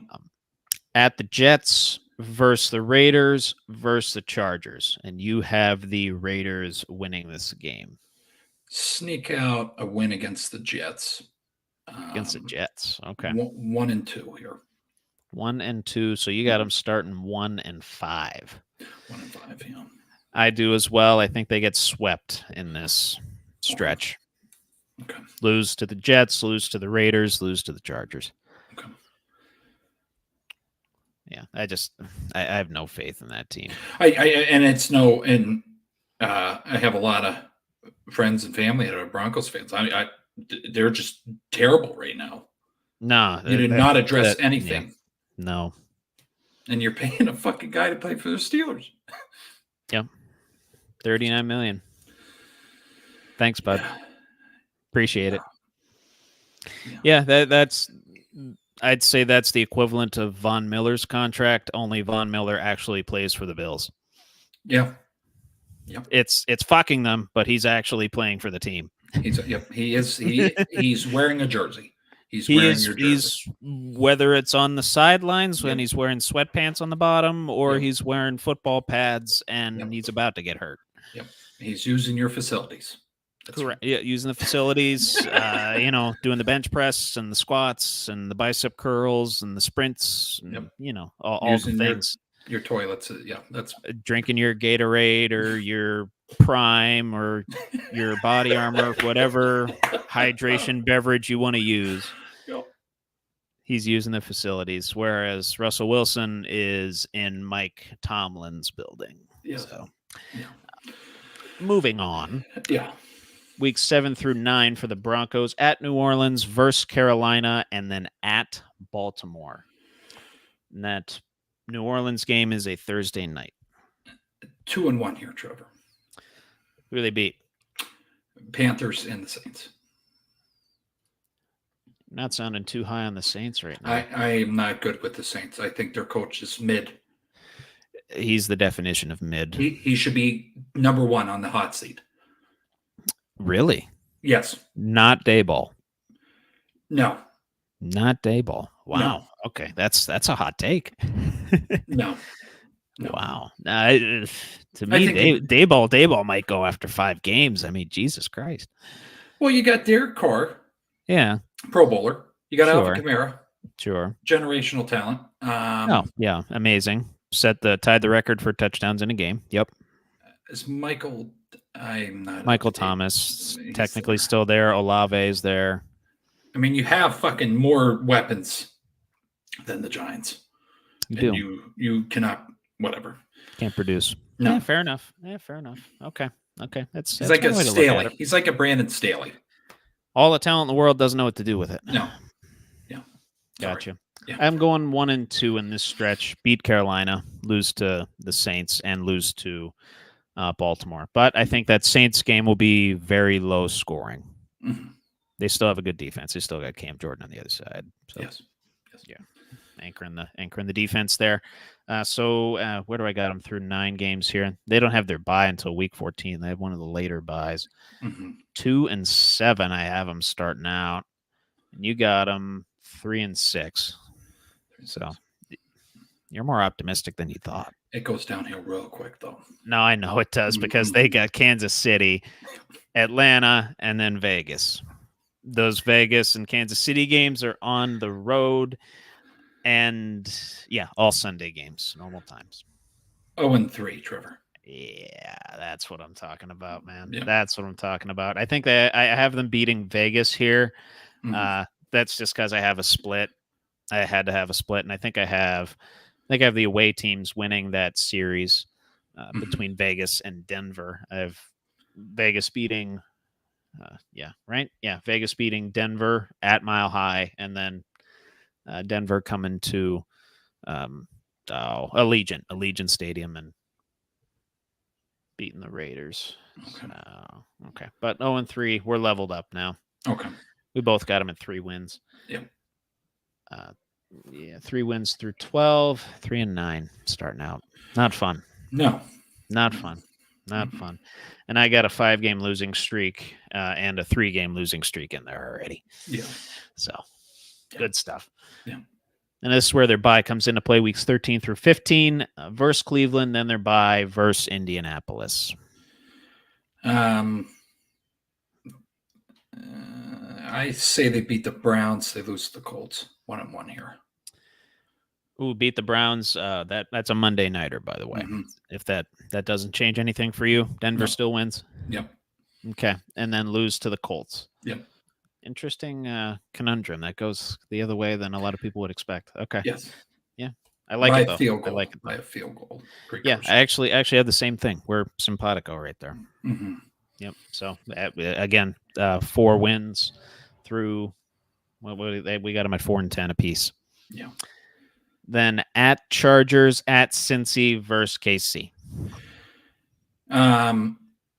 Trap game, very close though, Trevor, against the Chiefs. Okay. 0-3. Chiefs resting their starters? ? Yeah. Okay. But they still walk out with it 0-3. Yeah. That's what I Sorry. had as well. Yep. We're honest here. We're not gonna. Yeah. No problem. No problem. So you got them 4-13, as do I. Yeah. And we have them both going decently under their win total, 5.5. When you don't have a quarterback, you don't have a team. No. Well, tell that to the Steelers, I guess. Right. We don't need one. No. Denver needs one. Sean Payton needs one. Zach, the quarterback room there is just, I don't even want to throw Zach Wilson. Zach Wilson might be the starter right there. I mean, not good. First thing he saw, people fly out to Denver, and oh my God, look at the Rockies. I've landed at that airport. You look around, oh my God, this is beautiful. It's beautiful. Yeah, Zach Wilson probably the smell of hash in the air because it's legal over there. Right, great cuisines. They got hot baths, what have you. He's thinking of moms, so yeah, that's the guy you got. Is he thinking of Sean Payton's wife? You think? Potentially. She's a pretty lady. She's nice. The guy just can't focus on the game. Yeah, fair enough. I don't know. He had a chance to develop under Rodgers' tutelage last year. Showed flashes, but that was it. Yeah, that was it. Yeah. Had a great game against the Chiefs. Almost beat them, and didn't do jack shit the rest of the season. Anyway, so now we're all the way through the AFC West. We're going to the other conference. We're going to the NFC West starting next week, covering the 49ers and Cardinals, and the week following, Rams and Seahawks. Right on. Okay. And that's as far as I have the schedule right now. I got to write some more. Okay. That's all right. No, switching over now. Trevor, anything else? No, that is all I had, good sir. Just Okay. let me take down your 4-13 record for the Broncos, just so I have it in my little spreadsheet here, and good to go. Okay. All right, and then switching over to debate time. We'll close this out tonight. Yes, sir. Oh, real quick. Hang on. Oh, okay. Hold on. Let me turn this down because that's blowing up my fucking debate time. Yep. The fucking drill. Okay. Anyways, we're gonna do a voice intro. We're doing great tonight with the segues. I keep interrupting you. We don't have the smooth transition. I win them all. Can't win them all. I think that adds. I don't like watching video, and I'm going to say this to people because they ask, why do you do live instead of record? Well, record it takes up a shit ton of storage. I don't feel like buying a terabyte. That too. Yeah. Also, I think you actually get to see me and Trevor as real human beings instead of edited versions. So correct. I like raw content instead of fake. So that's just that's the big reason why I like professional wrestling so much. Right. It's live. Yes. You got one take. Yep. You got one take to pull off a masterclass, and if you botch it, it's in front of a national audience and now an international audience. Yep. Yeah. But switching over here to debate time, a lot of things. We're covering a whole bunch of different things, a little different taste here. Aaron Rodgers, where do we place him among all-time quarterbacks, Trevor? I have my number in mind. I'm not going to, and I'm going to say this to the folks because I know every time during card shows or this, I get a text message. Yeah. Who's your full list before him? I'm not doing that tonight. We're just giving a number. Yeah. An approximation. Yeah. I say 12. 12. That's apropos. That's apropos. I probably got to sneak him in at 10. Okay. If he won one more championship, he'd probably be like 3 spots higher. I'd move him down to 10. You'd move him to 10? Okay. I'd probably move him to like 7 or 8 at that point. Okay. One of the most talented individuals I've ever seen sling a football. Correct. I will say, just effortlessly and just huck that pigskin like 80 yards. Like, it's ridiculous. The amount of miracles that he's pulled off. Nothing short of a masterclass, and he deserves his comeuppance for that for sure. Yeah. But he off the field, bit of a controversial figure to me. I look at on the field legacy. Correct. I'll throw him at 10. I'll throw Okay. him at 10 right now. Okay, I agree. Hey, here's my question to you. Yeah. Is he above Phillip Rivers? Oh yeah. Mhm. Okay. I have Phillip Rivers at 15. Oh wow. Okay. And there's been debates: Eli over Ben, Phillip over Ben. Not even biased. Look at the stats. It's fucking Ben. I'm not even. I don't even want to talk about the 2004 draft anymore. It makes me disgusted. Yeah, by some of I these agree. folks. I'm a little biased. I'm a little biased, but just biased. go on Sports Tracker or whatever the hell we've been using, reference or whatever, and compare them. Football Reference. Yep. Yeah, compare them side by side. Actually, you can do 3 in a row. Compare them. You see it. I mean, you could argue Ben had the better situation too, but I'd say better than River. Coughlin was a hell of a coach, though. No, he was, but Ben had defense. Tomlin and Cowher back to back, plus the defense, plus the weapons. I can rattle a few of them off. Santonio Holmes, Mike Wallace, Antonio Brown, for Christ's sake, Hines Ward, Heath Miller. The list goes on. Lima Swede. Lima. Shut the fuck up. Sammy Colts. Darius, you want me to throw Darius Hayward Bay and Lance Moore out there while we're at it? What it could have been. Really. I know. I Hayward Bay was a dog. Younger years. Jesus Christ. I was going to say, you just go all 4 verts in Madden if you got Hayward Bay on your team, and hopefully, he can get past the corner and the safety, and you'll just drop it in the bread basket. But yeah. No. Yeah. 10 for Rodgers. I'd say 10. Okay. Transitioning here, we were through talking with Trevor, and also our PlayStation party have got an old love that's came back into my life, a love that I don't regret bringing back in. Amen to that, brother. WWE wrestling. We have 2 iconic, I don't want to say gangs, I'd say posses here. You could say. NWO, very hard for me because Dennis Rodman is actually a member of them, versus DX. Yes, he is. They have Mike Tyson. They do. I don't know if we're going to agree, Trevor. I'm going to go. I think you already know. Yeah, no, I know that. Yeah, I get it. I get it. The theme song is iconic. The portrayal is iconic. The origins. Hell, that presidential style speech, one of the most legendary segments in the history of, in my opinion, television. Mm-hmm. Good evening, my fellow Americans. Yeah. Shawn Michaels, pre born again Shawn Michaels. If you're not down with that, the 2 words for you. I tell you this, I don't know anyone that got detention for doing this. Yeah.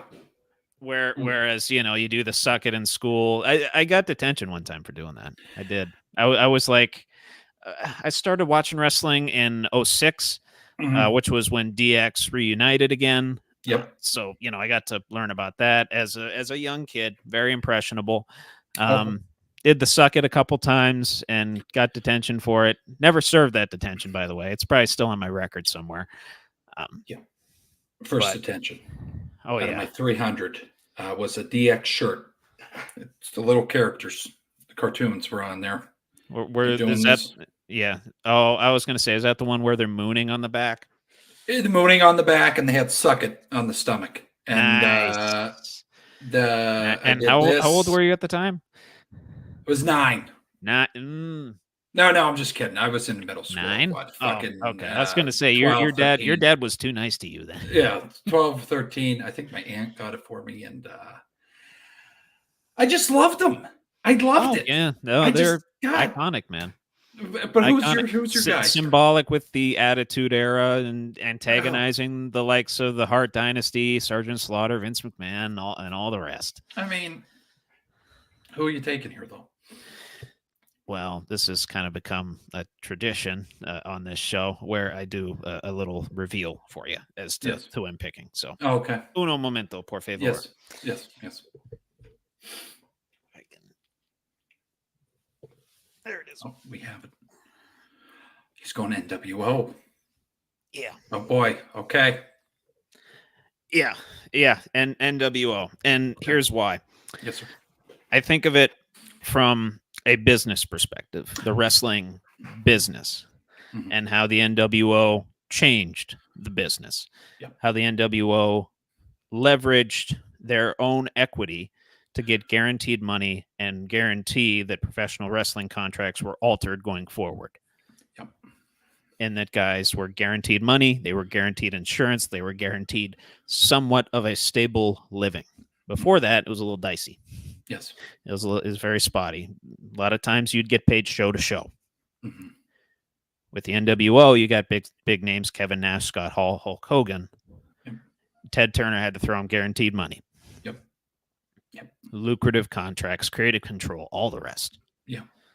And so they guaranteed, in a lot of ways, guaranteed the posterity of the business. Mm-hmm. Not to mention that heel turn with Hulk Hogan is the most iconic of all time, and it's not even a question. Yes. The black beard. Yeah. Where the NWO lost a lot of people, they got too big too quick. Mm-hmm. Half of WCW, if not more than that, was in NWO at one point or another. Mm-hmm. And, those characters are a lot of the reason why WCW went downhill in the very end. Mm-hmm. But at their peak, they were revolutionaries. Mm-hmm. They were unstoppable. Yeah. They were the hottest thing going on television.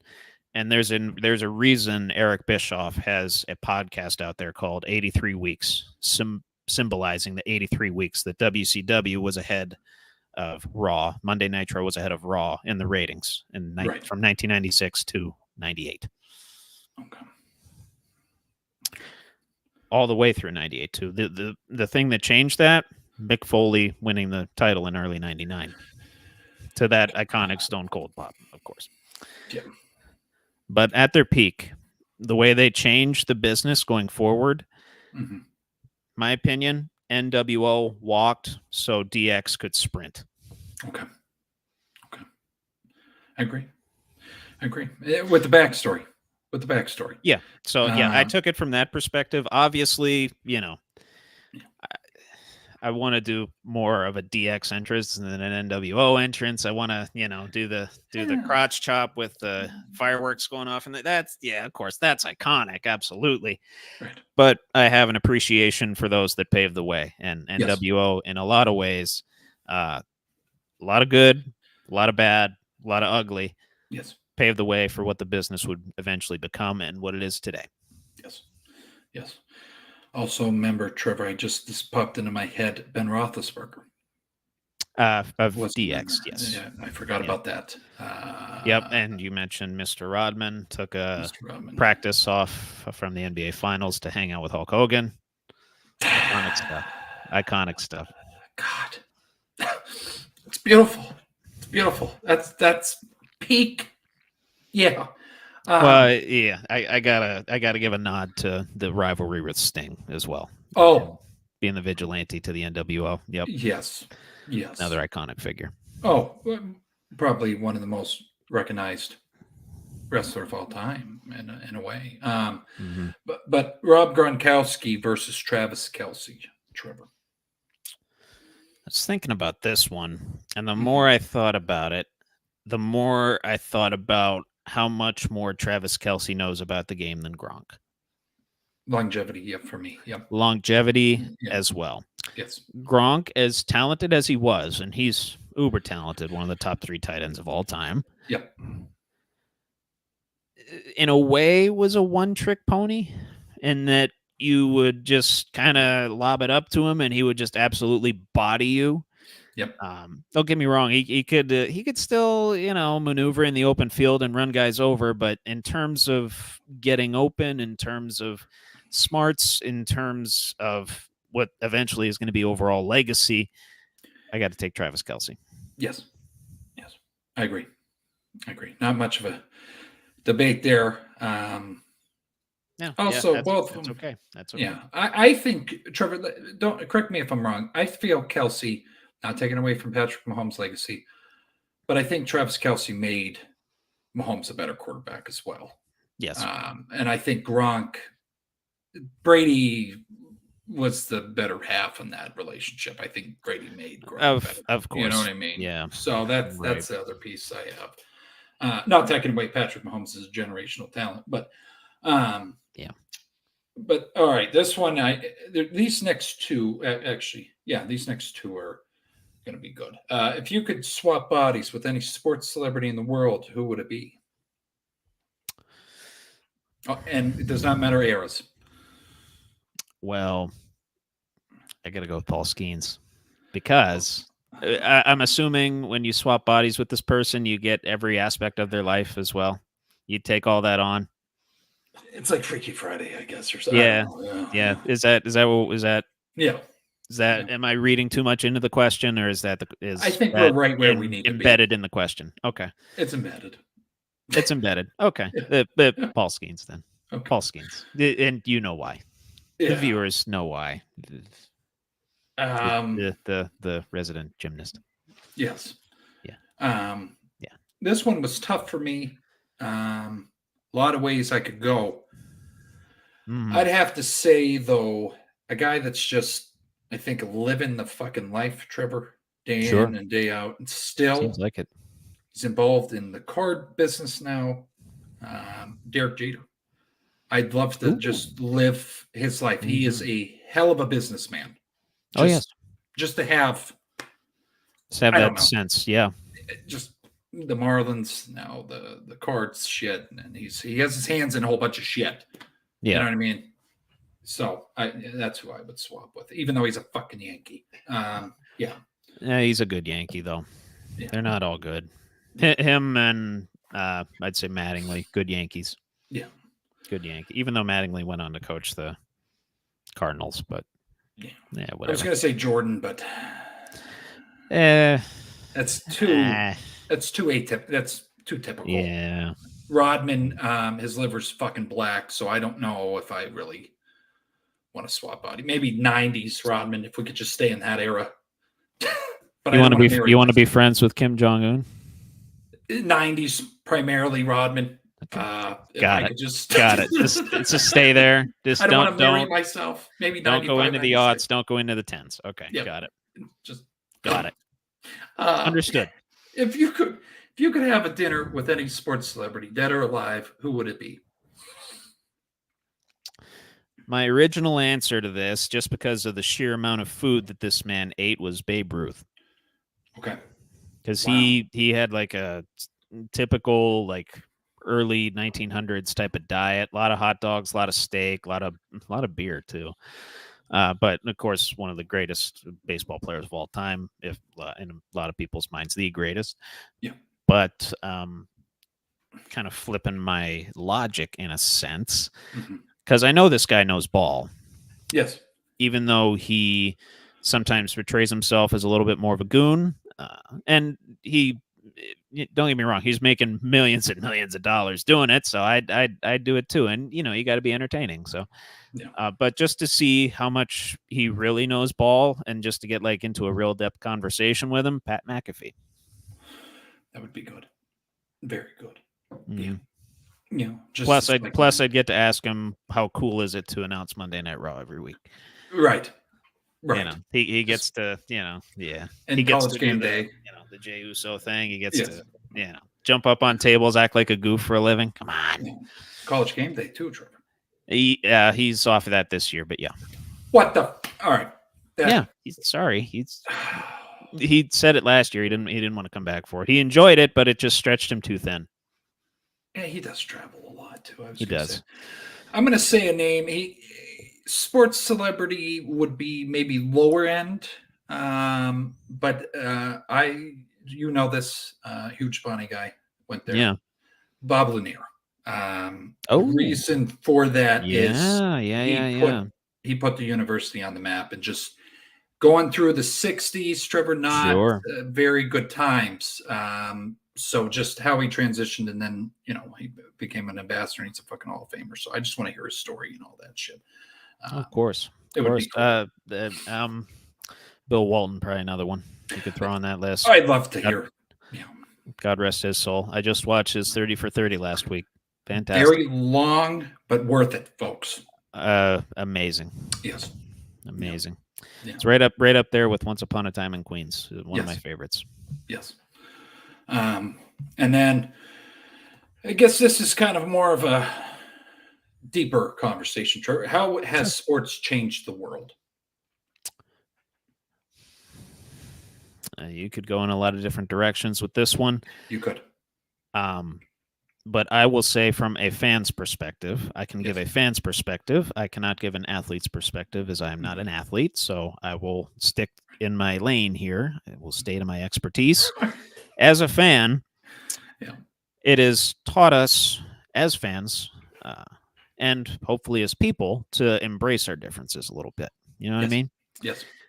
Even though, we like the Steelers, other people like the Patriots, other people in my family like the Cowboys, Raiders. Right. What are we all doing on Sundays? We're sitting there watching the tube and we're watching football. Yeah. We all have a mutual respect for the game. We all have a mutual understanding of the game, and we all have a mutual understanding that it is just a game. Mm-hmm. It's one small part of our lives at large. Yeah. And that's true in my other sports as well, even though I'll never get along with Celtics fans. Basketball is just a game. It's very tough, yes.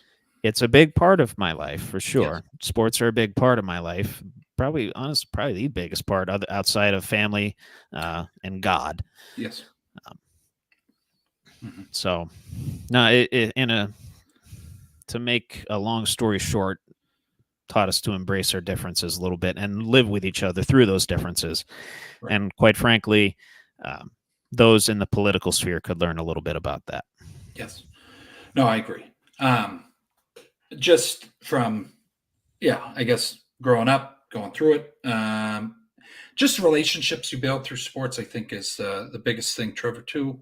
Sure. But also, when you go to a Steelers game, you got all different types of people, all different types of walk of life. And it's just cool to see, even if there's a Raiders fan that you can't fucking stand, you at least have decency. Everybody comes together, and it doesn't matter, you're high-five and all that shit. That's what I love about sports. It brings people together. You can have hatred. But a girl that we talked about too, Clark. She's brought us into another sport I never got into, and now we're discussing that. We're talking about that. Mm-hmm. I think figures make the sports. Agreed. And off those figures, we come together. So I sports. Yeah, you were right on that last part about the political shit that they could learn from. Yeah, just a little bit. Just a little bit. Watch a fucking football game together and get some pizza and wings. You know what I mean? Exactly. Yeah. Absolutely. But it's just more in the sense of like living with our differences. You know what I mean? Rather than telling other people you have to think this way. Right. I don't tell other people that they should be Steelers fans, whoever you want to like. I don't tell people that they should be Sixers fans or I sure as hell don't tell people to be Pirates fans. Because I don't want them to go through the same shit that I've gone through. Same thing with my Sabres, but like whoever the fuck you want to like. Same thing with politics. Like whoever the fuck you want to like, just let me do the same. Right. No, I agree. And then which sports should be banned and why? The only one that comes to mind, we talked about it before the show, bull riding. Bull riding, I just think probably a little bit outdated. Also, I believe they got rid of the bull run in Spain, if I'm not mistaken. They do a ball now instead. I would have to maybe research that more. That might be the case. I'm not sure. But yeah, I'm not up to speed on my Spanish culture. I apologize. No. But I just think we're a little outdated. I've watched it a little bit, and it just doesn't look enjoyable for the animal or for the fucking person. No. Yeah. I mean, other than that, like I like rodeos. That's cool, but don't. I do. You're No, fucking absolutely, pumping I this do. fucking animal up with fucking steroids or whatever the fuck, and it's a Yeah. fucking war machine, dude. And you're like, I don't know. Bull riding's fun to watch. I will admit, though. It's fun to watch, but Yeah. I wouldn't Yeah, be. it's a lot of people get hurt. Yeah. A lot of people get hurt in every sport, but I mean, other than that, And dog fighting, but that's kind of illegal. So. that's not a sport. Yeah, I know. That's a crime. Well, chicken fighting, cock fighting. Also a crime. It is a crime. I'm reeling here. I don't know. You're having trouble thinking of sports that aren't crimes? That could be banned. Oh, that could be banned. Yeah. They're kind of teeing on the line. But I went bull riding because it was safe. It was a safe one. You know what I mean? Sure. I mean, I'm trying to think of ones that are like overtly dangerous, and I don't. I think bare fist fights, maybe. They do have that league. Yeah. I just maybe, and I don't want to say boxing at large because it makes a shit ton of money, right. And people know what they're getting into with it. They know how to protect themselves, and they know how to control their bodies and control their own well-being. So, I mean, I feel like it's barefisted fighting, maybe. It's like fucking assault in the ring, Trevor. I mean, at least in the UFC, they have, you can break down the padding if you, really get into there. But I mean, they at least have something on their fucking hands. True. This is true. So bare knuckle brawls. That's it. And bullfighting. Yeah, I'm not taking away from the boys that want to get a little rowdy down there at the Tequila Cowboy and want to take it outside. I'm not saying that. I'm saying an actual league of this shit. Okay. All right. Just a little precursor there. But anyways, anything else, Trevor? I tell you, some of the best barefisted brawls have happened outside of Southside bars. Oh, I bet you. Yeah. I saw one of them last week. It was posted on Friday Beers. Great site, by the way. Go follow that. They're not paying me to tell you that. Go follow Friday Beers. A lot of entertaining content there. Friday Beers and Friday Beers Pittsburgh. Fuck. But that was good. It's at the end of the show. All right. We appreciate everybody joining. We'll see you next week, Tuesday. And that is going to be June 25th. We'll be back at 8:00. Mark your calendars. Tell your grandma. Tell your lady friend. Tell your boyfriend. Whatever the hell you're into. Tell them to get on here. And if you're in the sports, this is your one-stop shop. We'll be back next week. We appreciate everybody. Have a good day. Have a good night. God bless. Stay safe out there. All gas, no breaks. And this was another episode of Buckle Up with the Boys with DB and Trevor Dinsmore.